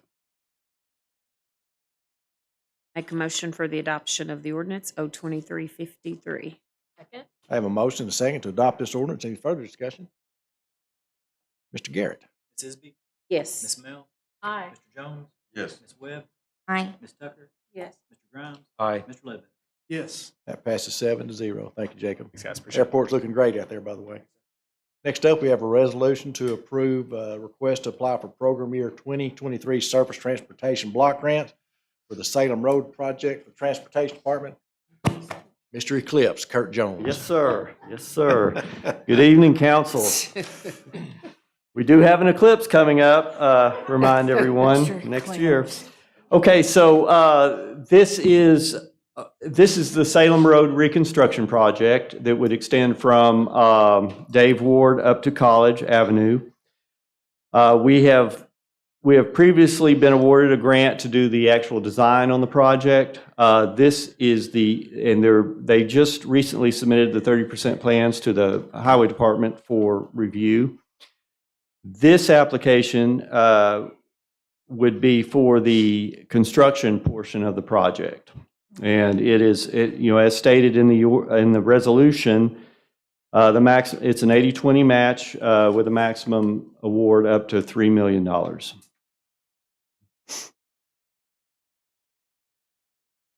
And any questions, I'd be happy to answer. And I know we have some infrastructure that has to be moved. Conway Corporate, they've moved theirs, is that correct? Or they have not completed all the relocation. They would normally, we wouldn't get them involved in the relocation until we get a little bit further progressed with the plans. Okay. The design. And like I say, we're at 30% right now. In fact, we met with the design consultant today, and we're looking at some modifications to the design that we hope are going to help minimize some of the utility relocations required on the project. what I was thinking about, my bad, was Summit Energy. And I think Mr. That was, there were some significant utility relocations required for the bridge project, which is in the same corridor. Right. Yeah, and that's all been completed, yes. Right. Thank you, Kurt. That's what I was going to ask you, if it included the replacing the bridge. This is actually a separate project. I mean, obviously they're related, they're in the same corridor, but this is, we have a separate grant funding for the bridge project.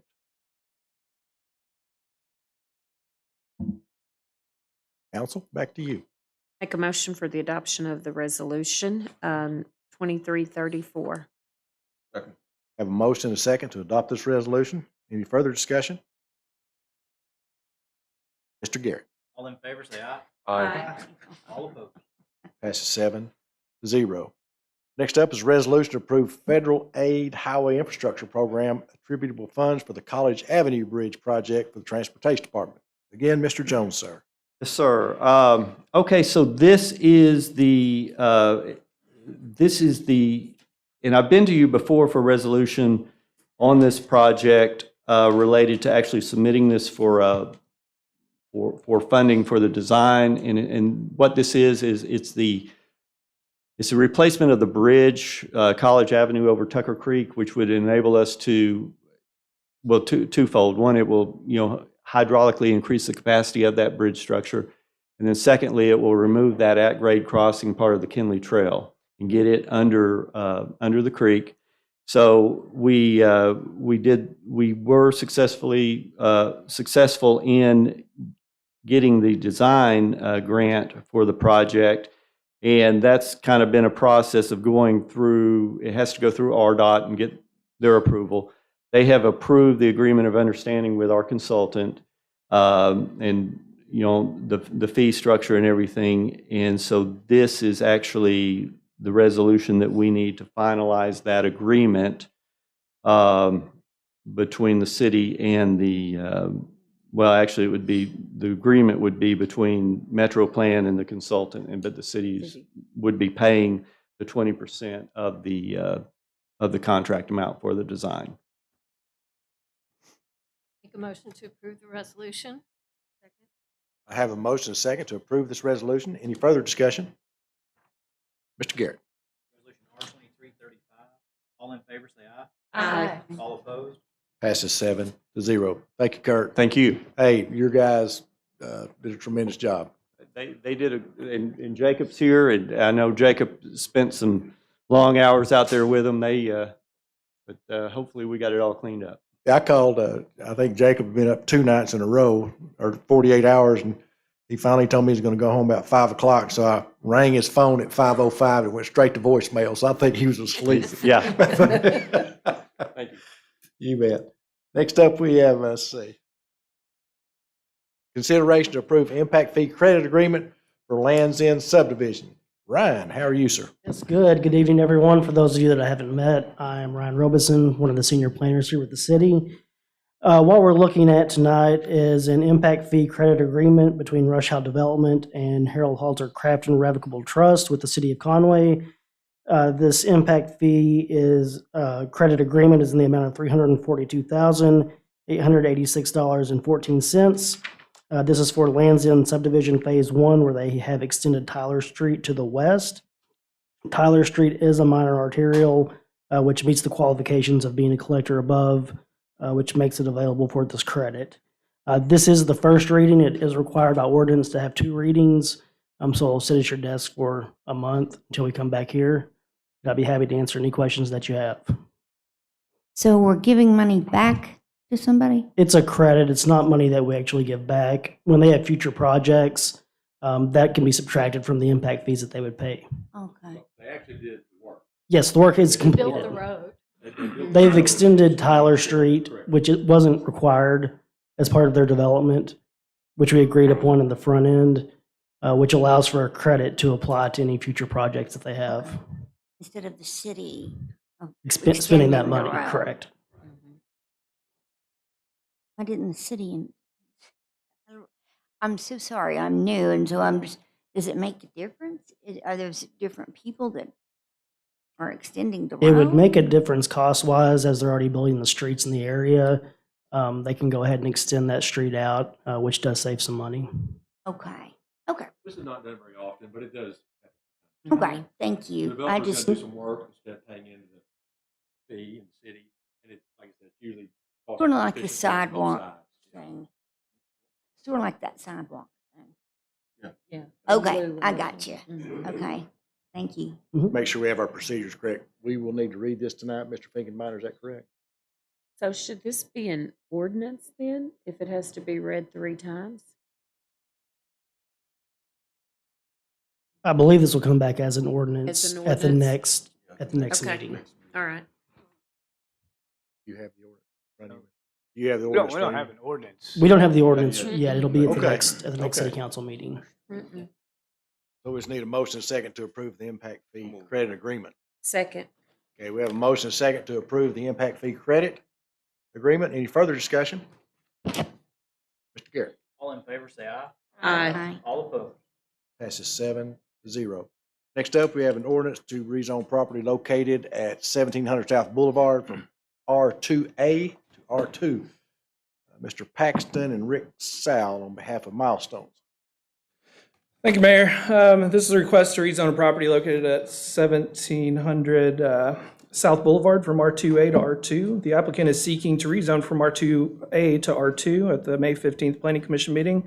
The applicant verbally amended their application, which was originally an S1 institutional, to seek R2 low-density residential due to public feedback. They have concurrently applied for a conditional use permit that would allow for the current use. This rezoning appears to create no change of use and will bring the site up to the current zoning standards through a conditional use permit. This site has been used for institutional use for decades, first as a church and then as a school, and is adjacent to properties zoned R2A. This rezoning appears consistent with uses in the area. Staff recommends approval of the rezoning.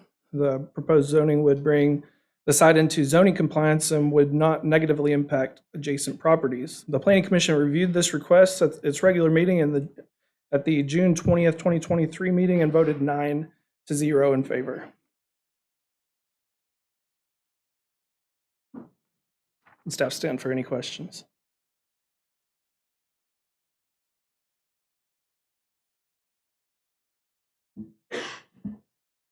Council? Make a motion for the adoption of the ordinance 02354. Second. Have a motion, a second to adopt this ordinance to rezone the property at 1700 South Boulevard from R28 to R2. Any further discussion? Mr. Garrett? Ms. Webb? Aye. Mr. Ledbetter? Yes. Ms. Isby? Yes. Ms. Mills? Aye. Ms. Tucker? Yes. Mr. Jones? Yes. Mr. Grimes? Passes 7-0. And then we have consideration to approve a conditional use permit to allow a childcare facility in the R2 zoning district at 1700 South Boulevard. Mr. Paxton. Thank you, Mayor. The applicant requests to allow a childcare facility in the R2 zoning district for property located at 1700 South Boulevard with the description as provided. The applicant is requesting concurrent conditional use approval with to the rezoning request that you just heard to operate a childcare facility. Milestone Services has operated its children's early intervention and childcare program at 1700 South Boulevard location since 1996. Staff recommends approval of the conditional use permit with the provided 11 conditions of approval. The Planning Commission reviewed the request at its regular meeting of June 20th, 2023 with the same 9-0 in favor. Make a motion for the approval of the conditional use with the 11 conditions. Have a motion and a second to approve this conditional use permit with the 11 exceptions. Any further discussion? And these 11 conditions pretty much represent how they operate now. That is correct. There was one public opposition to this during the Planning Commission meeting, which discussed the lighting. So I believe the addition with condition number 6, that all existing and new exterior lighting shall be inward downcast and shrouded to prevent light trespass onto adjacent property and shall comply with Article 10 development review standards of the zoning code, was the primary focus at the Planning Commission from the public. Any further discussion? Mr. Garrett. All in favor, say aye. Aye. All opposed? Passes 7-0. Thank you, Chris. Next up, we have an ordinance to rezone property located at the east end of Paget Road at the intersection of Spencer Lake Drive from A1 to PUD. I appreciate everyone's patience. We needed to get some of the other quick business out of the way because we're going to spend some time on this. First, we're going to have Chris Paxton present to the council about this. Then we will allow the applicant to speak about the development, and then we will have public comment. If you would, try to keep your comments brief, and if you would, address the council, and we'll go from there. So, Chris, we will start with you, sir. I also want to explain that when this comes to a vote of the council, after everyone has made their comments, it will be presented as a positive vote. However, that is how it has to be presented. Then at that time, the council will vote yay or nay. So I want to go ahead and get that out there. Mr. Paxton. Thank you, Mayor. What we have is an appeal to the City Council, which is requesting to rezone property located east of Paget Road at the intersection of Spencer Lake Drive and from A1 to PUD. I do have a presentation. Start with, I'll provide a summary staff report. This is approximately 11.6 acres. The comprehensive plan indicates that this is a single family designation. The request is to rezone the property from A1 to a PUD, proposing 63 single-family lots. The traffic impact would likely generate approximately 461 vehicle trips per typical weekday. The RDOT traffic counts nearby indicate 970 at Paget and Prince and approximately 760 at Bay Hill and Hogan. Here you can see zoom in copy of the proposal. You can see we have shown the 55 by 78 foot lots, which indicates some of the smaller lots that are proposed with this development. There's a 1.27 acre detention area that's proposed as a part of the conditions of approval for this lot, which would be unbuildable. And there's a 0.5 acre transitional outlet on the west end. Master Street Plan indicates that Paget Road is designated as a minor arterial. The proposal includes an interior minor street network, which would be private streets with public access maintained by the Property Owners Association. with a future street extension to the northeast of this development. While Drive to the north includes a stub to the east to Canterbury subdivision to the northeast, which would likely provide an alternative route connection from the stub out of the proposed PUD. Staff indicates that possible route and that possible future connection in yellow. There were 2 public information sessions for this project. At first, there was a 27 unit 5-plex and 3 triplex unit, which did not gain staff support. The applicant came back with a 56% decrease in density from the original proposal. The applicant indicated a PUD rezoning was necessary to topographic constraints at the site. Public meetings were held on April the 27th and May 25th. There was opposition to both plans. Public concerns included drainage, wetlands, compatibility, size of homes and lots, traffic, home values, and rental of homes in proximity of larger homes. Staff prohibited discussion of rentals versus owners at the second public information session because this is not applicable to any enforceable code requirements. At the Planning Commission meeting, planning staff recommended approval of the PUD rezone with 16 conditions of approval. Landon Sanders, on behalf of the applicant at the Planning Commission, indicated changes were made after the first public information session to address density, safety, traffic, and drainage. Additional changes were made after the second meeting to address parking and detention pond safety. Opposition was present at the Planning Commission meeting with 3 members of the audience speaking and a room full of other citizens. Public comment from the general public at the Planning Commission included concerns related to developer maintaining ownership and renting all homes in the neighborhood, size and lack of green spaces on all lots, lack of cohesiveness with adjacent properties, small driveways that would push parking to the street, runoff from the development to Spencer Lake, increased traffic, appropriateness of the development, PUD being sought to gain more units rather than an R1, drainage from the PUD impact on Spencer Lake. Some other public comments regarding this item that were made that were not heard at the Planning Commission meeting included some items against included poor use of PUD zoning. Citizen believed that the PUD zoning should be reserved for mixed-use developments only. Should build somewhere else since the developer owns more property. For affordable housing, but not at this location. Wants the developer to donate the land and turn it into a city park. Some other public comment that was not a part of the Planning Commission meeting that was in favor of this development was higher density development should not be reserved for East Conway.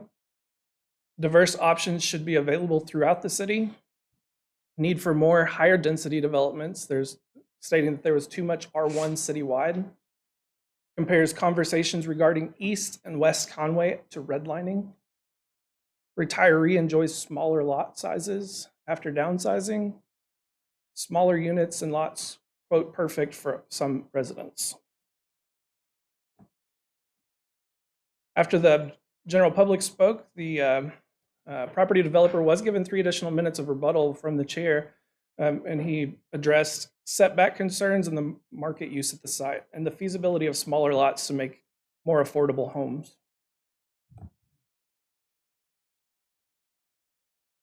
Planning Commission discussion included considerations against the request. There was multiple commissioners in the first category that spoke about their considerations, including public opposition, drainage considerations in wetlands, location, and density.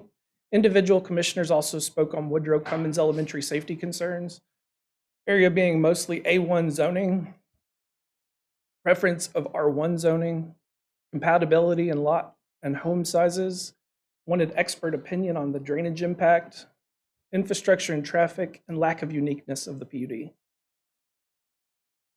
Some of the planning considerations that were in support of the request that included that it was a great plan or a good plan, that it was just in the wrong location. That was from multiple commissioners. Additional statements included that the second public input session was an improvement from the first public input session. the proposal requesting single-family, a similar land use to adjacent properties. And the use will be single-family, which is consistent with the comprehensive plan. Commissioner stated that it matches the bullet points to consider appropriate zoning and land use. And another commissioner talked about density being considered equally throughout town. And another commissioner discussed affordable housing options needed throughout town and on smaller lots in the future. The Planning Commission voted 1 in favor, 7 against, and 1 abstained, and the zoning amendment failed. Just for clarification, one of the city council members did ask if this applicant would be able to bring, if this were to fail tonight, if they would be able to bring it back within a 1-year period. The answer is it would require a city council action. Let's talk about the appeal. The applicants believe that the Planning Commission erred in their decision for the following reasons. Number 1, the requested rezone is consistent with the city's comprehensive growth plan. Number 2, the requested rezone is an appropriate use of land. And number 3, that the Planning Commission, in their rationale for the decision-making, relied upon factors that are inappropriate for zoning decisions. The director agrees that the city's comprehensive growth plan indicates a single-family use at this location and that the applicant has proposed a single-family use. Director can state that the land use is consistent with the comprehensive plan. However, the term appropriateness is an opinion statement, which would be indicated by the Planning Commission or the City Council actions. Based on the facts provided by the planning staff, the council will determine if the PUD is appropriate by reviewing the appeal. Director concurs that there were some matters that were discussed that are not relevant to the submission requirements for a planned unit development. However, there were discussions that were likely appropriate. For example, lot sizes and density can be considered with a PUD. Which factors influence voting would be the opinion of each commissioner.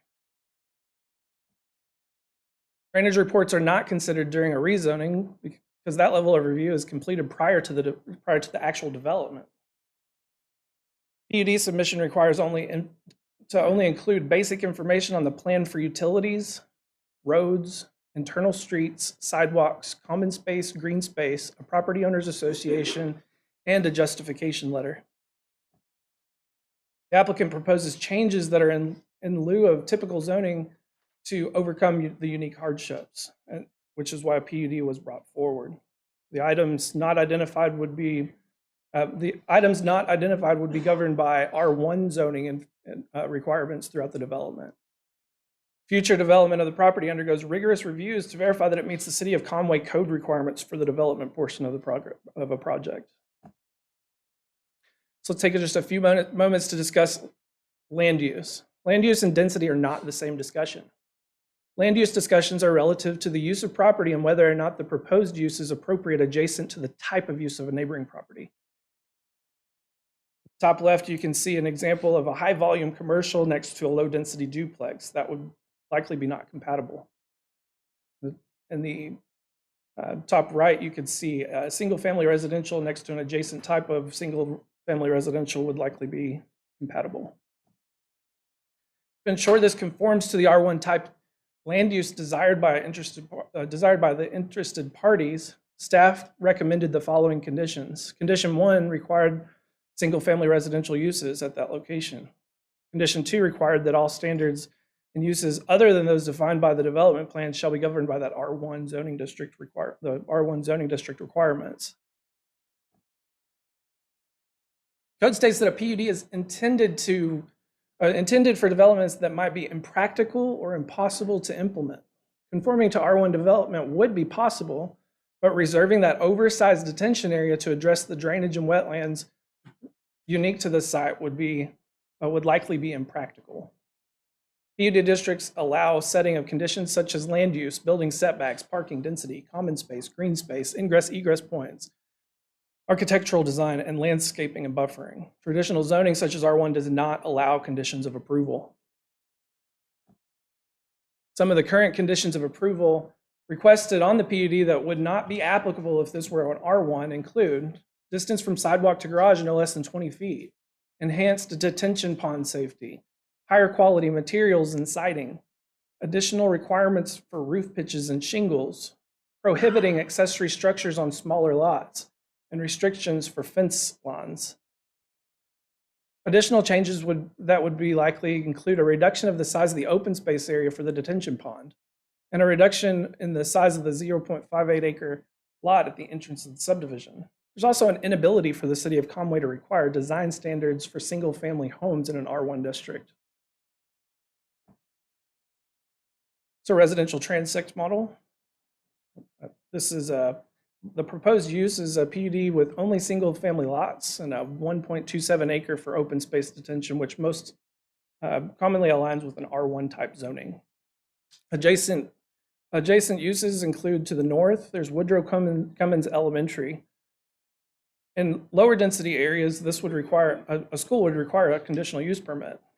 Schools are only allowed by right in higher density areas such as multifamily, commercial, industrial, or institutional zoning districts. When schools are built around lower density areas or near greenfield areas, it can be expected that residential development will trend in that area.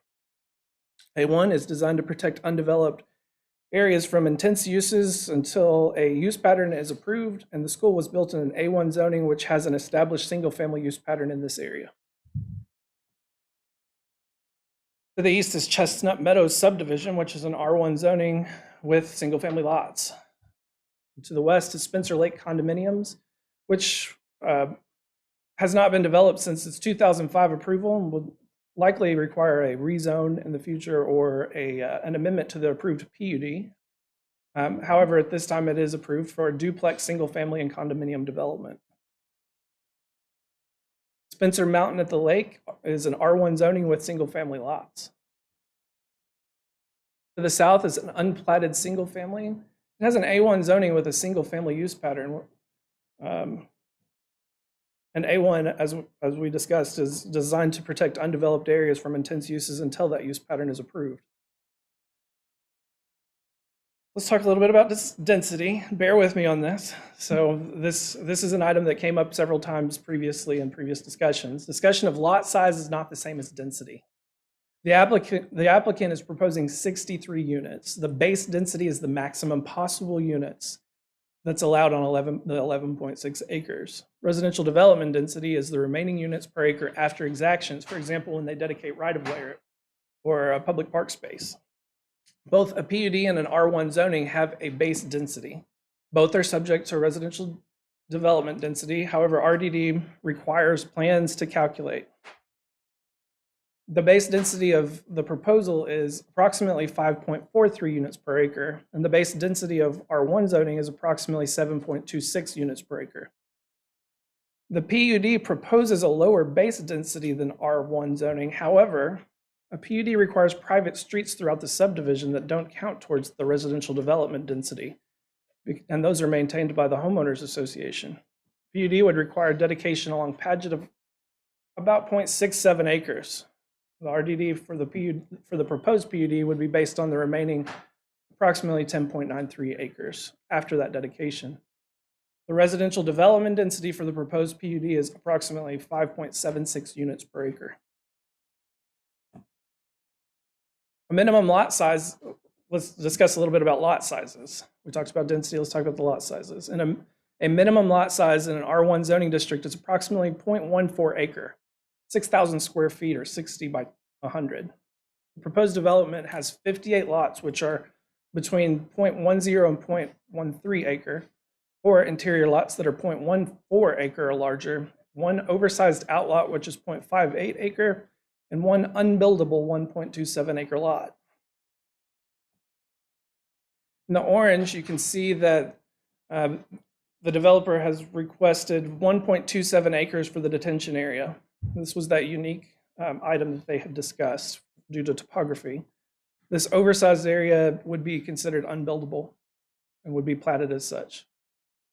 While the lots within the west while the lots to the west of this PUD and R1 zoning and transitions are not subject to this consideration, the applicant did include a transition lot. Lot 64 in blue is intended to transition the smaller lots from the east to the larger lots to the west.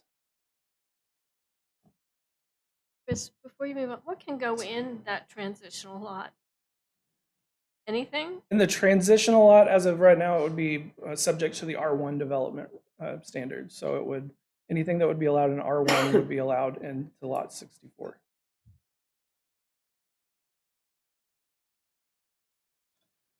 After the Planning Commission meeting, the applicant made the following amendment requests. Increase the driveway length from 20 feet to 21 feet from the back of the sidewalk to the front of the garage. Change the front setback of the rest of the homes from 15 feet to 12.5 feet. Change the max lot coverage from 40% to 44%. Staff comments on this request is that the applicant would like to recommend these changes to address concerns that were made from the public regarding parking that were provided by the interested parties at the Planning Commission meeting. The front of homes would likely be up to 2.5 feet closer to the private streets than previously requested, and the impact of a 4% increase of lot coverage on the smallest lot would be an area of about 180 square feet. If those amendments were adopted, I've highlighted in recommendation number 3 and recommendation number 16, the red text, and recommendation number 3 would change to 21 feet. The recommendation and condition of approval number 16 would change to front 12.5 feet. Staff recommendation for the rezone was approval of the rezone with 16 conditions of approval as provided.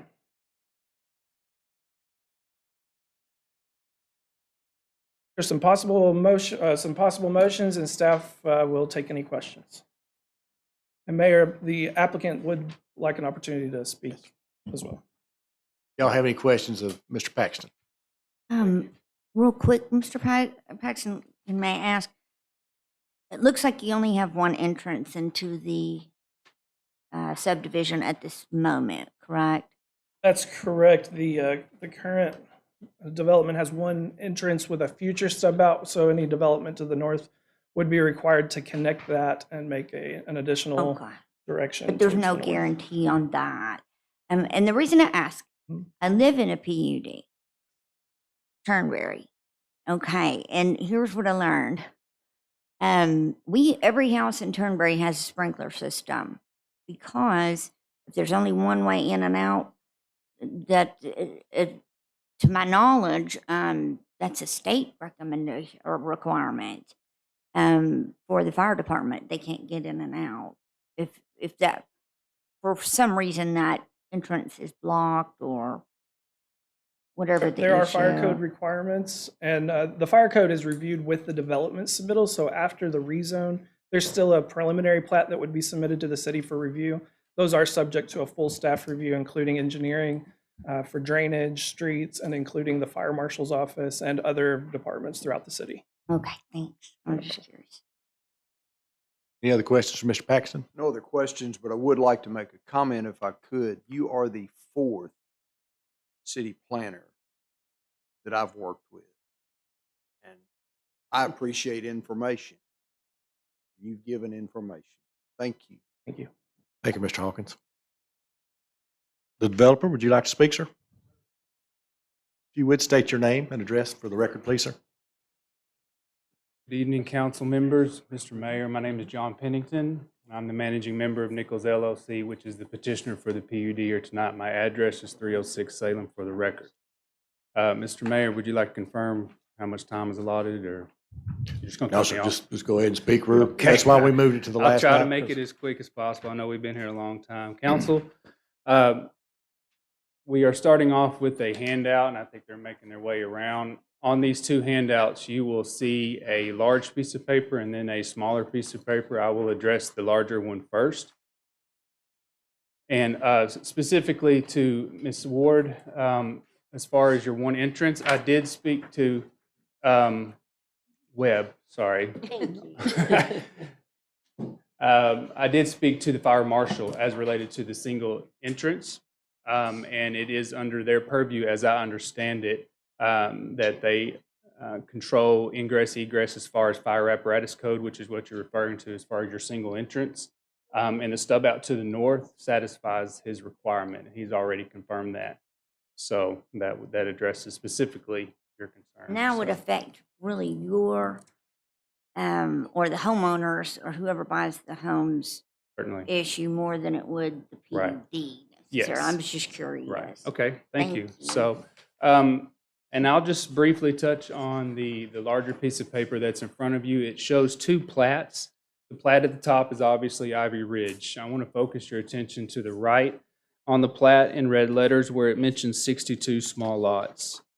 Overall, the development is 63 small lots, as Mr. Paxson has adequately provided information on. That 63rd lot is a buffer lot that I provided voluntarily to the residents of Spencer Mountain as a buffer, a transition lot, to help assuage some of their concerns. I'm going to assume they're not going to oppose the large lot. It's as large as any lot you'll find up at Spencer Mountain for the most part. So I'm going to focus my comments on the 62 smaller lots. Now, as far as the 62 lots go, you will, in order for you to make the proper decision tonight, I really think it's appropriate for you to consider what a plat may look like in the future under R1. And that is the plat that you see below in the bottom half of the document. This is a hypothetical plat. It was drawn by a surveyor. It meets every subdivision regulation and zoning code as it relates to R1. As you can see on the right-hand side where it says 50 small lots, we were able to achieve 50 small lots with this layout and still achieve a detention basin of 3/4 of an acre. Now, council, I just want to point out the obvious here between 62 small lots and 50 small lots. So this entire process has been essentially over a difference of 12 lots. I do not see 12 lots rising to the level of extreme. But for these additional 12 lots, what we are proposing, obviously, is the PUD. I see PUDs as a partnership between the developer and the city. A partnership should be a win-win. And my win is obviously an additional 12 small lots with the buffer lot, 13 if you count the buffer. And in return, what am I giving up? And Mr. Paxson's already noted it, and I'm sure you're well aware that I'm giving up control, significant control through the PUD by allowing you to place conditions which wouldn't be there normally under an R1. And those conditions, Mr. Paxson has done a great job pointing those out, but I'll touch on them again. You do not get the 1.27 acre unbuildable lot with an R1. You are able to achieve that with the PUD. There are two drainage inputs on this property, one from the east from Chestnut Meadows. It actually is a 42-inch storm drain. It's as big as this pulpit. It's very large and it runs water, especially during storms. That runs east to west, and we have to handle that drainage input. There is another drainage input from the south, crossing the Hodges properties, which are my neighbors to the south.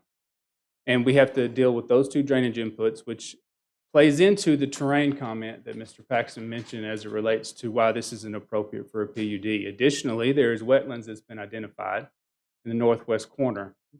And I can handle those two drainage inputs and the wetlands and install a detention basin that will be designed by my engineers and then reviewed by the city engineers inside the unbuildable lot. And that is something that you can guarantee to the neighbors with the PUD that you cannot guarantee with a R1. Another thing you can guarantee is a direct access to Woodrow Cummings campus by students and parents that live in this neighborhood. They direct access to Woodrow Cummings. That is a safety issue and it increases safety, and that is something that you can guarantee as well with the PUD. You can guarantee the buffer lot. And specifically related to her comment earlier, a single curb cut maximizes safety by minimizing the curb cut. I have stood before this council in 2007, 8, and 9, and we took this all the way to the Supreme Court regarding curb cuts.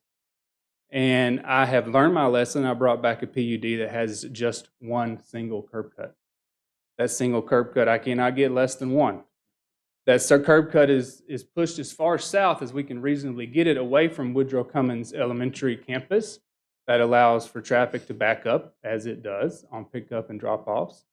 We've also moved that curb cut south to avoid a signalized intersection or a crosswalk that crosses Pageant there. This curb cut will not interfere with that. So this increases safety. Once again, this is not something that an R1 can guarantee you. Let's talk about the houses.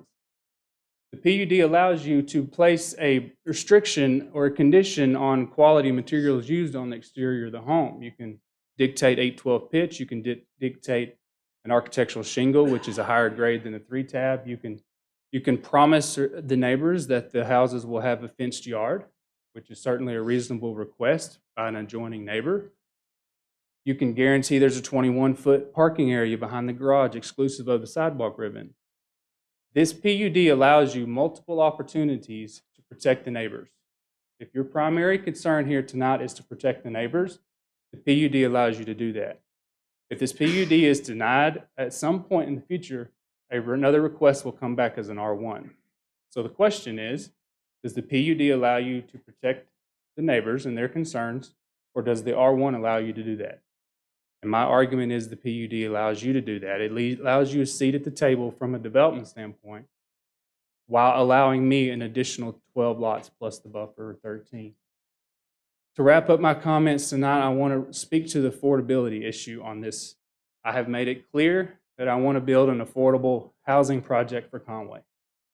Since 1987, we have built over 600 homes in Conway. My father started the business with Pennington Homes, Inc. I've been involved ever since I was very young. We're from a farm family, and if you're walking, you're working. And that was always been the plan when I was growing up. I've been in the construction industry a long time. Over those 600 houses, the vast majority have been under 1,500 square feet. We are very good at developing small homes in Conway. Sheila can testify she was one of our first purchasers over in Stonebridge. Council, allow me to build an affordable house in West Conway. That brings me to the second page. The second page is a screen grab, a screenshot from realtor.com from this afternoon. I updated it. And in this filter, I've asked the realtor.com to return a result of all homes that are available in Conway less than $250,000. And I asked it to exclude the homes that are under contract, because I assume they will sell. And the map is not the best quality, but the point of it is there are 19 results returned on this map, 3 of which are outside of city limits, so we're down to 16. Inside the entire city of Conway, there are only 16 $250,000 homes for sale. Now you'll notice the white squares in the map, those are the listings. And you will notice an absence of listings west of Laurel Park. There are 0 homes available $250,000 or less in West Conway. That includes Ward 3, that includes Ward 1. Council, if you approve this PUD tonight, you will allow me to build 62 homes that will sell for less than $250,000. By allowing me the additional 12 to 13 lots, I'm able to allocate my lot cost over 63 lots instead of 50, essentially, if we're comparing in the R1. And that additional allocation lowers my lot cost. And that lot cost savings can be passed on to the end user, your constituents, in the form of a lower sales price. I'm not going to stand here and promise you that 100% of these are going to be sold to a third party. I may indeed keep some of these as rentals, but that savings could also be passed on to a renter in the form of a lower rental price. Marvin Gardens was completed 2 years ago, actually 1 year ago. You approved it several years ago, 3 years ago, I think. That's behind Pediatrics Plus off of College. That was a high-density development, 7.5-foot setbacks in the front and 10 in the back. I'm on record that those setbacks were too small. And I corrected it with this plat. These setbacks are larger. But the concept remains the same, that those are 1,350 square foot homes, 3-bed, 2-bath, 2-car garage of a decent, good quality, fenced yards. Do you have any idea how much I rent those homes for? I rent those homes for $1,275 a month plus a $25 pet fee. The market rent on those homes are over $1,500. But I'm able to pass that savings on because of the higher density that's allowed under that PUD. So density is real, and density is a way to correct our affordable housing problem that we have in Conway, and we do have a problem. Whether you approve this or not, Mr. Shaw stood before you in April and echoed what I'm telling you now. He had an R1 zone, he had an R1 plat with Bell Valley. He asked you to upgrade the PUD to increase the density. His justification letter wasn't wetlands and creeks. It was simply that he just wanted to increase the density in order to provide a cheaper lot. I think it was a great, and this council agreed unanimously. You voted that in April. I agree with the decision. This PUD is not much different. Of course, the layout is different, but the spirit is the same. We are seeking to provide the market with an affordable house. And that is what we're asking you to do. I appreciate your time, council. Do you have any questions? Questions right now, Mr. Penny? Okay, thank you. Thank you, Mr. Pennington. Would anyone else like to speak in favor of this? Okay.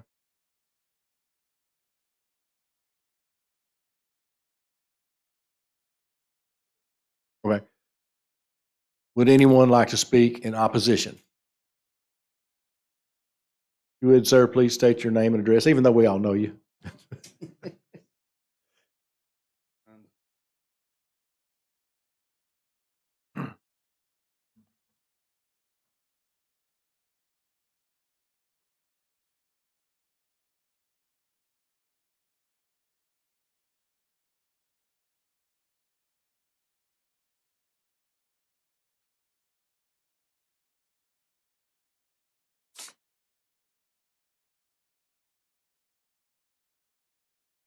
Thank you.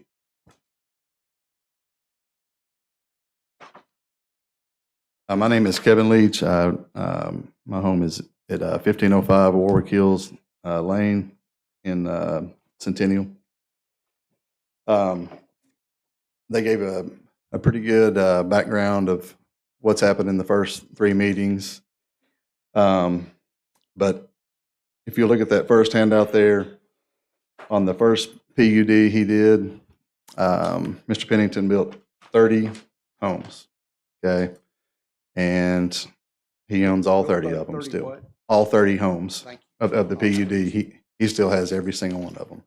So I know he's made a big deal of affordable housing in Conway, but I believe he said that these houses probably be around 175 a foot.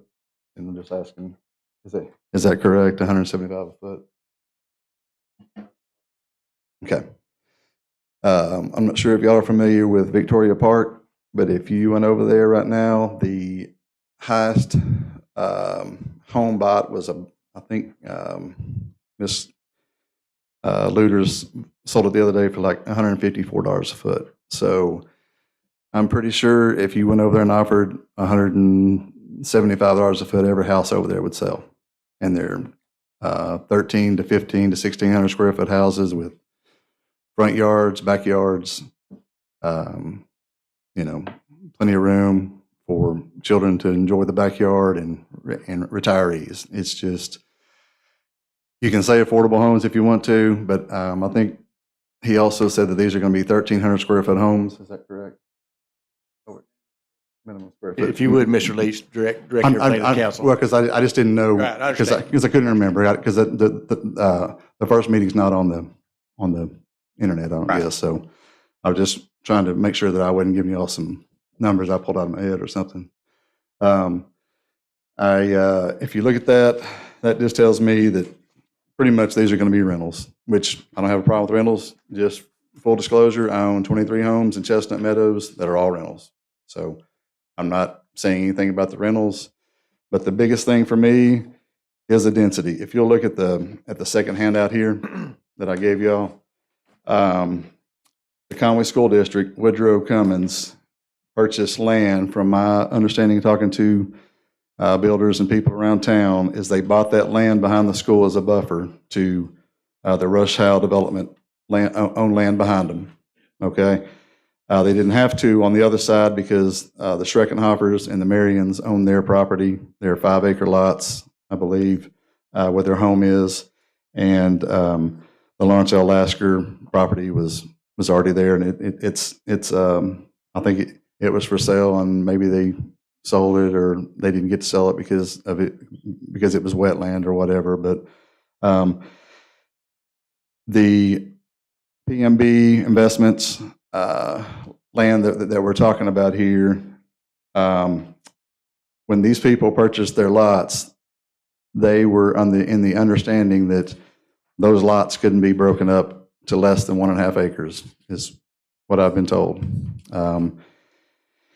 Mr. Pennington, to his credit, I guess, figured out that Miss Spencer, when she sold those lots to people, she didn't have all the covenants signed by all the owners of those different farms or land, the different properties around it.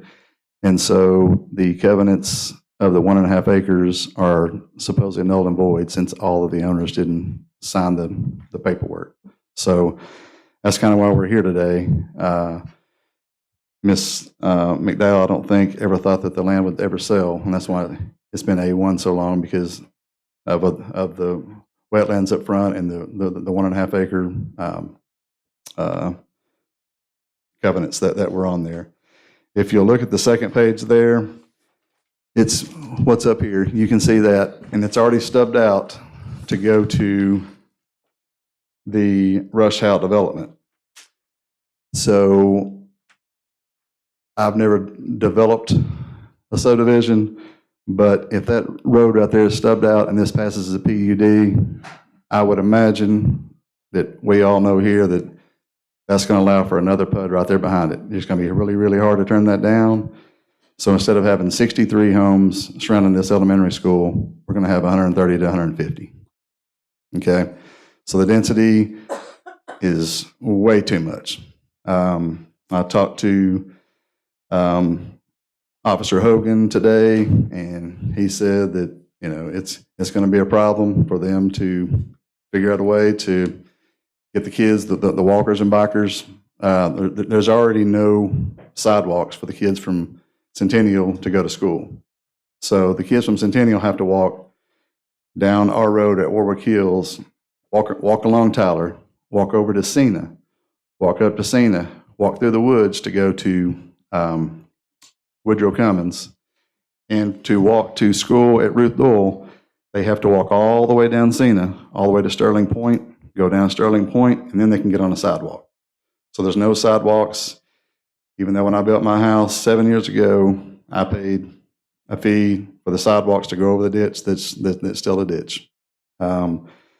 These roads cannot handle the traffic that's there already, and I think maybe they're addressing that now. But right now, there is no way for these kids to walk to school from Centennial. I don't know how adding 63 today is going to be feasible. But down the line, if this passes, I can guarantee you that this Rush House is going to be developed either into more houses or a PUD or whatever. And that's why it's stubbed out already. That's what's going to happen. Okay. So the density is a really big issue with us. The safety for the kids over there. Like I said, the reason the school bought the buffer, in my opinion, was they didn't want to have homes right up next to the school behind it, so they bought the land with it as a buffer. As we've gone from starting this, it started out when they first wanted to appeal to the people of Centennial and Spencer Mountain was these are going to be $175 a square foot homes. It's not going to detract from our property values, which that's not anything that really matters on this. It's the density. But then it went to East Conway versus West Conway. Well, Marvin Gardens right here in his ad, it says that this development enjoys a great location in West Conway. So he couldn't really use that anymore on the West Conway versus East Conway because he's already using his PUD over there that was approved in West Conway. So when it came to the last meeting, there were a couple of members that said we can't use the precedence of one PUD over another, which I disagree with. I mean, if you're putting a PUD over in a place where there's commercial buildings already, there's a dental office and that kind of stuff, the density doesn't really matter. But when you put it around a school there where the roads can't handle the traffic already, it's putting stress on those roads. If you go over there before school, after school, the traffic's backed way up past almost to Starting Point where this entrance will be, and that's why they moved it over there. On the second page right here, behind the Marvin Gardens, you'll see this was at 1:30 in the afternoon over at his other PUD. This is what happens. I own rental homes over on Wineberry before, and I had a tenant that had a heart attack, and we ran into a bunch of students, so they parked on the road a lot. They, obviously had parties or whatever, but I had a tenant that had a heart attack, and the emergency vehicles could not get down the road, which if you look at the next page here, this is from today, I went over there. That is a very small SUV in the driveway. The other car is parked in the yard, so I parked on the right and then had a fellow person who is against the PUD drive through the middle. Do you think a fire truck can get through there? Do you think an ambulance can get through there? Well, the night that my tenant had a heart attack, they drove through the yard because the street was blocked. There's no yard for them to get through here. So it's a very, with emergency vehicles, I don't know how you're going to get in there, especially with one entrance. His other PUD over there, the front two streets have sidewalks, but there wasn't enough room in the second street, so somehow he built the second two streets without a sidewalk. And I don't know how that got approved, especially with the new ordinances with sidewalks in Conway, but it just seems like the harder he pushes or the harder anyone pushes, they get things passed. And I just don't think that with the safety issues of emergency vehicles and that type of stuff, this should be passed over there or anywhere on that. The next page shows his backyards. He's kind of addressed that tonight where he was, Mr. Pennington was saying that this would be for new homeowners or first-time homeowners or retirees trying to downsize. I don't think anybody's really going to go sit in the backyard and look at another fence that's about 8 feet away from them. So you can use your own judgment here, but there's going to be 63 more units right there that he's going to own. I mean, if he would be a little bit more open with what his plans are, that would be great, but I don't think we're going to get that. But really the issue here is the density, and it's going to be more than this. Like I said, it's going to open it up to the next two farms right here that are there, and it's just going to be way too dense for that area, especially around an elementary school. Thank you. Thank you, Mr. Lee. Anyone else like to speak in opposition?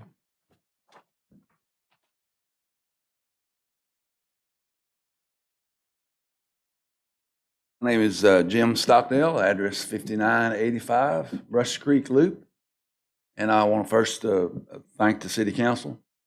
Y'all were very attentive to my phone calls. You called me back, read my emails. I really, really appreciate that. Brief comments real quickly. The Planning Commission almost voted unanimously to turn this down. So I love what the mayor said earlier. This has been a great city. This is a great city working together. I've lived here for 36 years and seen Conway grow, and just it's the greatest place in the world to live. I now have 16 grandkids, 13 that live here. Listen to your planning commission. I appreciate their work. They worked, and like you guys have worked. As a concerned citizen, I have safety issues. 6 of my grandchildren are 3 in Woodrow Cummins, 3 are in Ruth Doyle Middle School. They come to see grandparents at least once a week, and they walk. So I'm very concerned. Even now, even not only with this development, but further developments, I'm a concerned grandfather. The other issue is the wetlands issue. I'm not sure how many acres are actually wetlands. And I've talked to many times with the U.S. Army Corps of engineers who will do a study anywhere, anytime. I know there's some cost to it. It's not my property, but they would do a wetland study and they would give us 100% of how much this area is wetlands. So that's a concern. And then obviously related to that, the Spencer Lake. I probably fish the lake more than anybody. I know every 42 acres of that lake. And I am really concerned about the quantity of water that will rush into the lake with this development when you take the natural wetlands away. And I'm also very concerned about the quality of the water. Right now, we're dealing with some major silt that's coming from the new development that's just north of the lake. And after every big rain, and they put what they can in it, that silt just lands in Spencer Lake. And it's really affecting just the look, and it's a lot different now. My concern with this development, they put it in, take all the trees out, take everything out as they're developing the acreage into private lots. Any rain that comes, it's just going to flood into that lake, bring more silt, more litter. And one neighbor was even sharing with me, it could kill the lake. I'm really concerned. But I appreciate y'all's attentiveness, your seriousness to this, and I just thank you for your concern. Thank you, Mr. Stockdale. Yes, ma'am. I'm Mary Ellen York. I live at the corner of Pewter and Paget. I face Ruth Doyle. I'm half a mile south of Woodrow Cummins, and I'm right there on the corner. I see kids walking home from Ruth Doyle. I see the traffic back up half a mile in the afternoon with parents going to pick their kids up at Woodrow Cummins. If we're adding all this traffic, I've watched the emergency vehicles coming into the neighborhood right behind, the street behind me, between me and the school. And they can get through. This is a problem like you've heard. I would highly recommend, before you approve this, come sit out in my front yard with me. I'll provide iced tea. And you see what this traffic really is like already at school time. I'm concerned about the kids that have to walk. There are kids walking from Ruth Doyle past my property, and we go out and watch. My dog and I will go out and watch to make sure the kids are getting off Paget safely. And the amount of cars that back up into my neighborhood and up Spencer Lakes Hill there to pick up their kids from Ruth Doyle is already a lot of traffic blocking our driveways. So please, before you approve this, come see what the reality is. Thank you. Thank you, Ms. York. Anyone else like to speak?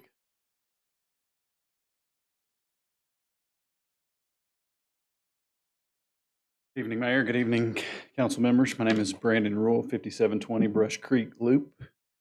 I've had the honor and the fortune to serve 5 years in the Planning Commission. I am also a licensed architect, work commercially and residentially across the nation.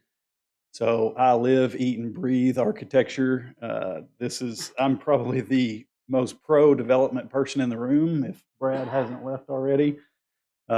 So this is the first time I've ever spoken opposition of any case.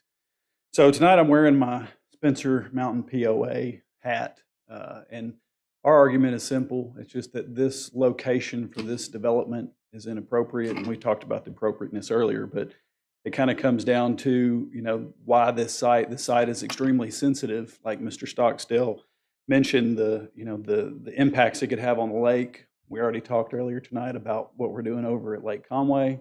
We could see in the future, potentially, this could be a revisit for Lake Spencer, draining it and reconstructing it. The biggest thing for me is the lot coverage and the added sensitivity that that's going to create. We put this amount of permeability or reduction in permeability of the site. Like you said, we're dumping even more water into the lake, more litter, more trash, more silt. So, and I have all the confidence in the world in our city engineers. I go through this exercise with them regularly. But, it is unsightly to have a big retention pond out on the corner right in front of the school, right out in front of our pretty entrance into our neighborhood. It's a solution, but it's not an attractive one. We've talked about the safety issues that come along with having a big detention area like that right out front along the sidewalk that's heavily trafficked by our students and our children. But currently, it exists as a wetlands and it works well. I've ran by this site and seen mallard ducks out there. It's a beautiful piece of property as it sits. Obviously, we can't keep it from developing at some point, and again, I'm pro-development. I'd like to see it developed into something, but I'd rather not see 63 roofs every time we exit our neighborhood. So my argument would be, I think and I think John's done a great job presenting his case. I think they've done a great job of reacting to all the comments that the general public has provided. But just this particular site, it just doesn't make sense. The Marvin Gardens works great in town where we've got some walkability, right? Where we've got access to schools, we've got access to services, things that make it a pedestrian-oriented facility or development. Out here, out on this side of town, like we've been talking about, there's going to be a dependency for the vehicles. So, it's not a very walkable area unless you're just going to the schools and back. So Spencer Mountain POA is opposed to development. I'm personally opposed to development as it sits, but we'd be happy to see and entertain and would like you to consider that as well. Thank you. Thank you. Anyone else? Okay, at this time, we'll bring it back to the city council. You want to give Mr. Pennington a chance to respond? Would y'all like to say anything else? If you would, let's try to. I'll just be brief. Landon Sanders, 306 Salem. Okay, I'm here with the applicant, John Pennington, and I was just going to address a couple of the things that were brought up in opposition. First of all, regarding the traffic, like John said, we reduced this to one curb cut to address the traffic issues and the pedestrian safety issues. And we included that walking path that will go to the school to address the school and the student safety issues. It's been brought up about whether the school's at capacity or there's going to be issues there. The school's at 70% capacity, so this isn't going to present an issue there. But it was brought up about this isn't an appropriate spot next to a school. Well, schools all over Conway have high density developments next to them. Carl Stewart has a high density development. Got these cited here, and I'll be quick. But Carl Stewart has an MF1 zone next to it. Florence Madison has R2. Bob Courtway has C2 and C3 and RMH. Simon has MF1. Theodore Jones has a PUD and C2. Sally Cone has R2A, and it just keeps going on. So there's high density developments all around these schools, and this is appropriate next to this school, so the kids can walk to and from. But that I'm just trying to address some of the safety issues for the students there. However, I also wanted to address a couple other issues. One, density was brought up again, and as Mr. Paxton thoroughly described, the residential development density here is less than the base density for R1. So keep that in mind. They're two different things, but it's less. And all PUDs are different. Every PUD is different, and not all PUDs are the same. So there was speculation about future PUDs and future developments. I'd ask the council to focus on what's in front of them. There's a R1 zone that was mentioned to the where this stubs out to, that's currently zoned R1. There was speculation as to that and surrounding areas. Let's focus on what's in front of us right here, which is this PUD, and that's the only thing that this applicant has control over. Lastly, I don't know if there are pictures of Marvin Gardens there. There was discussion about that, as that was a previous development by our applicant here. But those lots were different. The setbacks were different. The setbacks here are almost double the setbacks on than Marvin Gardens. So if you saw those pictures, it's going to look a lot different in this development than it did in Marvin Gardens. Okay, but I think that's it. I just urge the council not to consider any of the rent-to-own arguments or anything like that Mr. Paxton brought up as those, and drainage arguments, as those are more, those are improper for a land use decision. So, all right, I don't have any questions. If you have any questions, go ahead and ask me. Bunny? Nope. Okay. Thank you, Mr. Sanders. Okay, council, we're back to you. I have something I'd like to say. I mentioned earlier that I live in a PUD, Turnberry, which was a big. So when someone, just because it is called a PUD, it does not mean that anyone can promise or guarantee that you're going to get a fence, that you're going to get this or that, or that this style of home is going to get built instead of this style of home. Come into Turnberry. Just call me. I'll let you in. We don't have a fence. Neither does my neighbor. I'm not griping about where I live, okay? So don't misunderstand. I'm simply pointing out that who enforces that once a neighborhood's been developed? Then the developer's gone. There's no, so I just don't understand that. And then my main point here really is that, so here we have this, which is great, informative and wonderful. I'm assuming we printed that in this building. Mr. Yes, yeah, okay, thank you. Okay, so tax dollars paid for this. We've had 3 meetings about this particular area now. At this point, to my knowledge, I've tried to watch them on video. I think the Conway Planning Commission has a job and that they did it. And they're much better versed in this than I am and than most of us are. So they voted it down.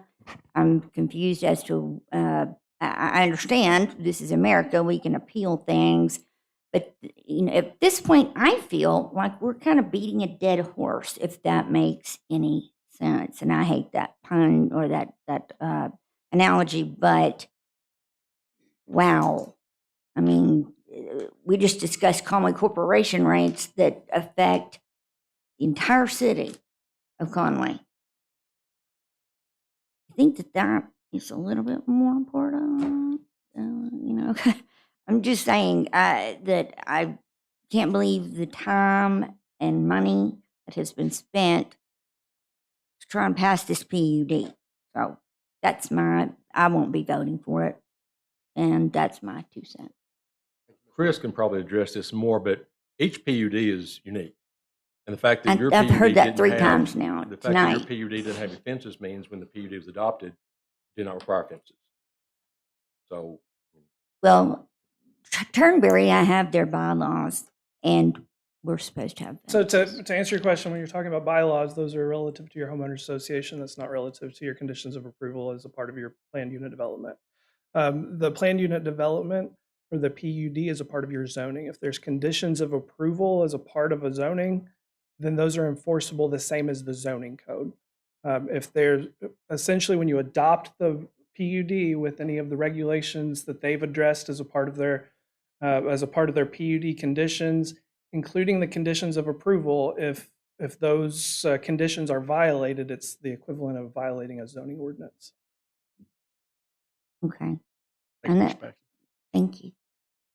And that really answers, like I said, wasn't my main point.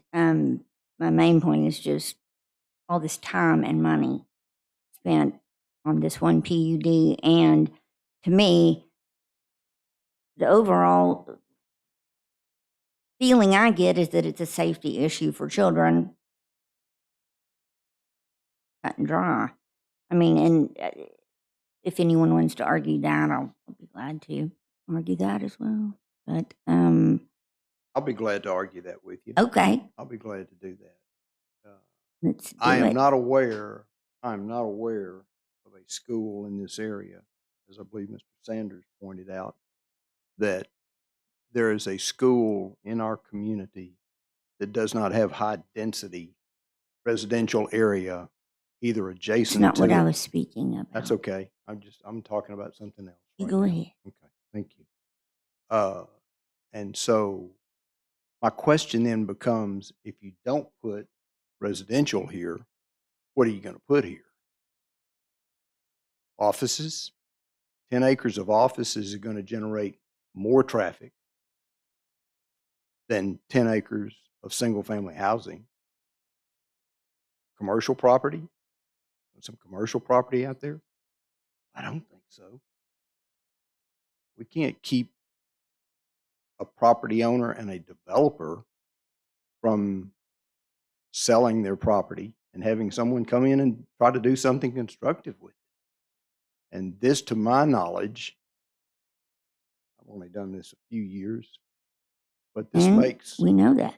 this makes perfect sense to me because it's single family residential right next to a school. Kids are not going to have to cross the street. Something's going to happen here. Why don't we take control of it as a PUD and have some controls put in on it? Because as single family R1 residential, we lose all control. I don't think that's true, but may I ask Mr. Councilman Hawkins, how many phone calls from tax-paying Conway citizens and emails did you get in approval of this PUD? How many people? I'm counting them up in my Okay, head. all right. Approval of that. Probably 6. Okay, how many did you get in, I guess, against it? Spoke with Stockdale personally. Hmm? Spoke with the Hodges, I believe, that live next door. Anybody else I talked to? Linda, did I talk to you? Anyone else that I talked to? I saw a hand, but I didn't see who it was. Okay. Okay. I was Go ahead. just curious. Well, I think we're here to serve the city of Conway, we absolutely are. not the developers of Conway. And I have been getting phone calls since March. And somehow that person knew about it before, and that, whatever, that's fine. I've gotten countless, I don't know, 50 to 80 emails, a phone call, a visit, I'd say once a day for the past 2 weeks, against it. I've gotten one phone call pro for it. And I had to tell the person, you're the only person I've heard from that's for this. And ultimately, the way I look at it, if that we're voted in by the city of Conway, I think we answer to them more than we should anyone that's developing. That is, again, In my another mind, reason. we're not answering to a developer. We're answering to a plan, to a development plan that was put down on a sheet of paper years ago. And in this area, in my mind, this fits. Well, I think we're still answering to voters We are. and to citizens, taxpayers. Absolutely. I'll say that in my time on the council, this is the most unique piece of property that we've had for a PUD. And it's sitting right there in the neck of a lake, throat of a lake. And I agree, they may put something else there, but doesn't fit. I don't know what, I don't know what the future looks like for it. That's my opinion. I agree with you, Mr. Ledbetter. I think something will go there. I believe it'll probably be R1 at some point in time, but that time is not now. And I understand your point too about taking Why control not? Could it of it. control it? Right, and I get that, but I've waffled back and forth on this a lot. It's only 12 units. I get that. But I think what bothers me more than anything is we keep talking about affordable housing in West Conway. I can't help but feel like this is going to be rental property. This is not going to be small families buying homes. That's just the way I feel about it. And I know that that's not for me to say, that I can't control that, but that's just my gut. So I can't support it right now. I was quiet. Bill, will you pull your microphone? I said I was going to be quiet because I'm sure that's unusual for y'all to believe. But I think before we've had issues, and we have talked about undermining the planning commission's vote. And I think they did their job, and I'm voting the way they suggested.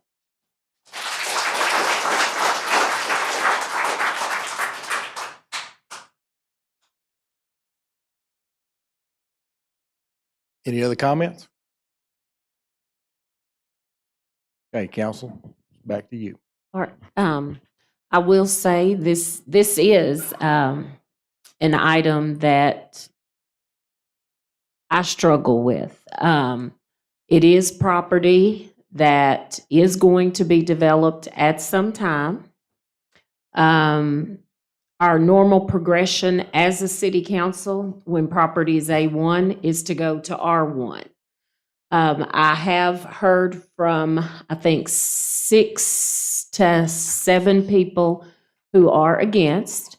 And Cindy, I definitely appreciate what you said about the citizens, because we do serve the citizens. I know that typically the years that I've been on the council, which are 25 now, when there is a development, what you hear very loudly are the people who are against. That's just a known fact. So yes, we do listen to the residents, but a lot of the people who are in support are, I guess, don't have a dog in the fight. A lot of those people don't come out. Those are also our voting constituents. I know a couple of you I've gotten emails from, and I've talked to some of you, and I know one in particular has said that you're fine with the R1. That's what a normal progression would be. So something is going to go there, and the normal progression is going to be an R1. There is no control that can be put on anything when you go strictly to an R1 zoning. You're still going to have some of the issues that have been addressed. Schools, as any school, you're going to have traffic that's going to be there. You're going to have multiple use housing that's going to be there. What I would challenge you to do is to, going forward, consider the options. In some of your minds, excuse me, in some of your minds, this may not be the best use, but something is going to go there.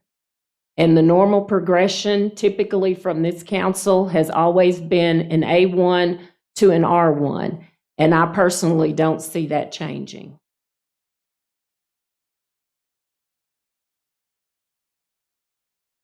What else? Council, what's your wishes? Well, Mayor, considering that this has to be done in the positive, I'll make a motion to approve the request. I'll second. Have a motion and a second to approve this request. Any further discussion? Now, let's make fully sure. Everybody knows what they're supposed to do. The request Yeah. is to override the planning commission's decision, right? That's correct. A vote in the affirmative does that. Right. A vote no upholds the planning commission's decision. Correct. Correct. Mr. Hawkins. Before we vote, Mr. Paxton had said something earlier in his presentation about bringing this back up within a year. Can you give us the rules of that situation? Yes, I can. The current way that the code is written, if this action is not about the specific zoning, it's about the appeal. So if you, for example, were to deny this appeal, then it upholds the planning commission's decision.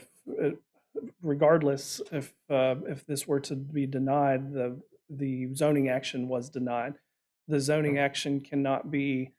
It sets a moratorium of 12 months onto the property, where the applicant cannot request a rezoning at that property to any other zoning district for that 12-month period unless otherwise approved by the city council by a simple majority vote. And by a simple majority, or It doesn't specify the requirements, so it's taken as simple majority unless the city attorney has some additional input on that. This issue came up before. If I remember correctly, I had to bring this to y'all's attention that this is the way it's supposed to be. What's that? What he said. Because someone tried to bring it back early, and I told you that's not the rule. With the simple majority or with a? But it's got to be up to us to allow it to happen. To us to bring it back. Well, I can tell you what the council rules are, as it applies to planning, and this did come up before, so I'll just read it. I know we've been here for a long time, but I'll be brief as I can. Y'all wrote the rules, so I'm just reading it. Any planning item that has been placed on the agenda may be withdrawn, and this is talking about the withdrawal process, but that's where the 12 months comes from. It says that if an item does not require prior planning commission approval, it shall not be placed back on the city council agenda for a period of 12 months unless that time is waived by 2/3 vote of the city council. So the key is the rules, the city council rules read, is whether the item requires planning commission approval before it comes to the council. If it doesn't require the planning commission to approve it, then the applicant would have to wait a year. If it does require planning commission approval, then the applicant does not have to wait a year.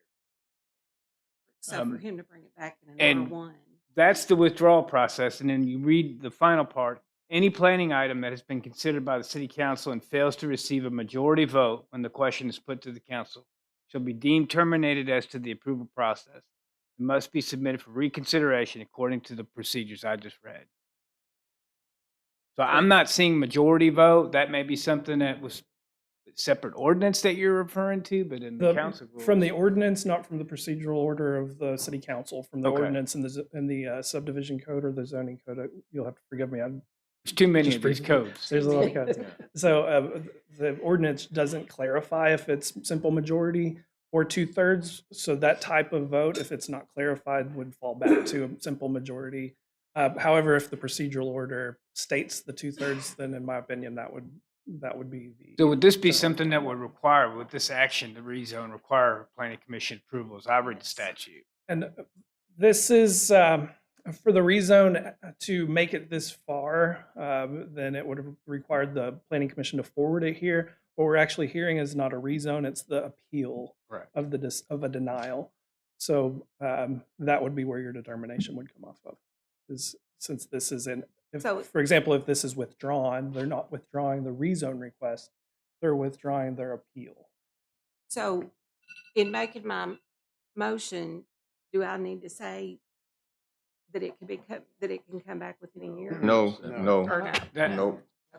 Believe that the proper procedure would be if the applicant makes the request, it has to go to the city council for consideration, and then it would go to the planning commission. Correct. We did this before. We don't do it now. We just wait until they. It would be bounding back and forth. It would go city council first, then to the planning commission, then back to the city council. So we get some more go. There you go. Okay, any further questions or discussion? David, clarify the vote again. Well, could I respectfully ask you to make your motion that first one? I move to uphold the planning commission's denial. That is my motion. That way, yeah. Here's the plan. Okay. Second. Who seconded it? Mr. Hawkins seconded. I seconded that. I will Right. second that. So we have a motion and a second. Denied. Mr. No, Garrett. to- We're gonna hold the planning commission's denial. Okay. So a positive vote be yes. Means we, Then okay. that way it's not confusing. Correct? And Mr. Jones is correct. Excuse me?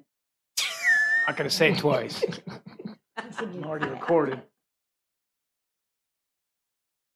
It's gonna be for the No, this is an appeal. ordinance at all. Correct. This is a voice vote. Mel, Aye. Jones, Yes. Webb, Aye. Aye. Yes. Yes. Oh. Yes. Okay, so the vote is 6-1 in the positive to uphold the planning commission to vote to turn this PUD down. 7-1, I'm sorry, 7-1. That's right, we're all here now. Okay.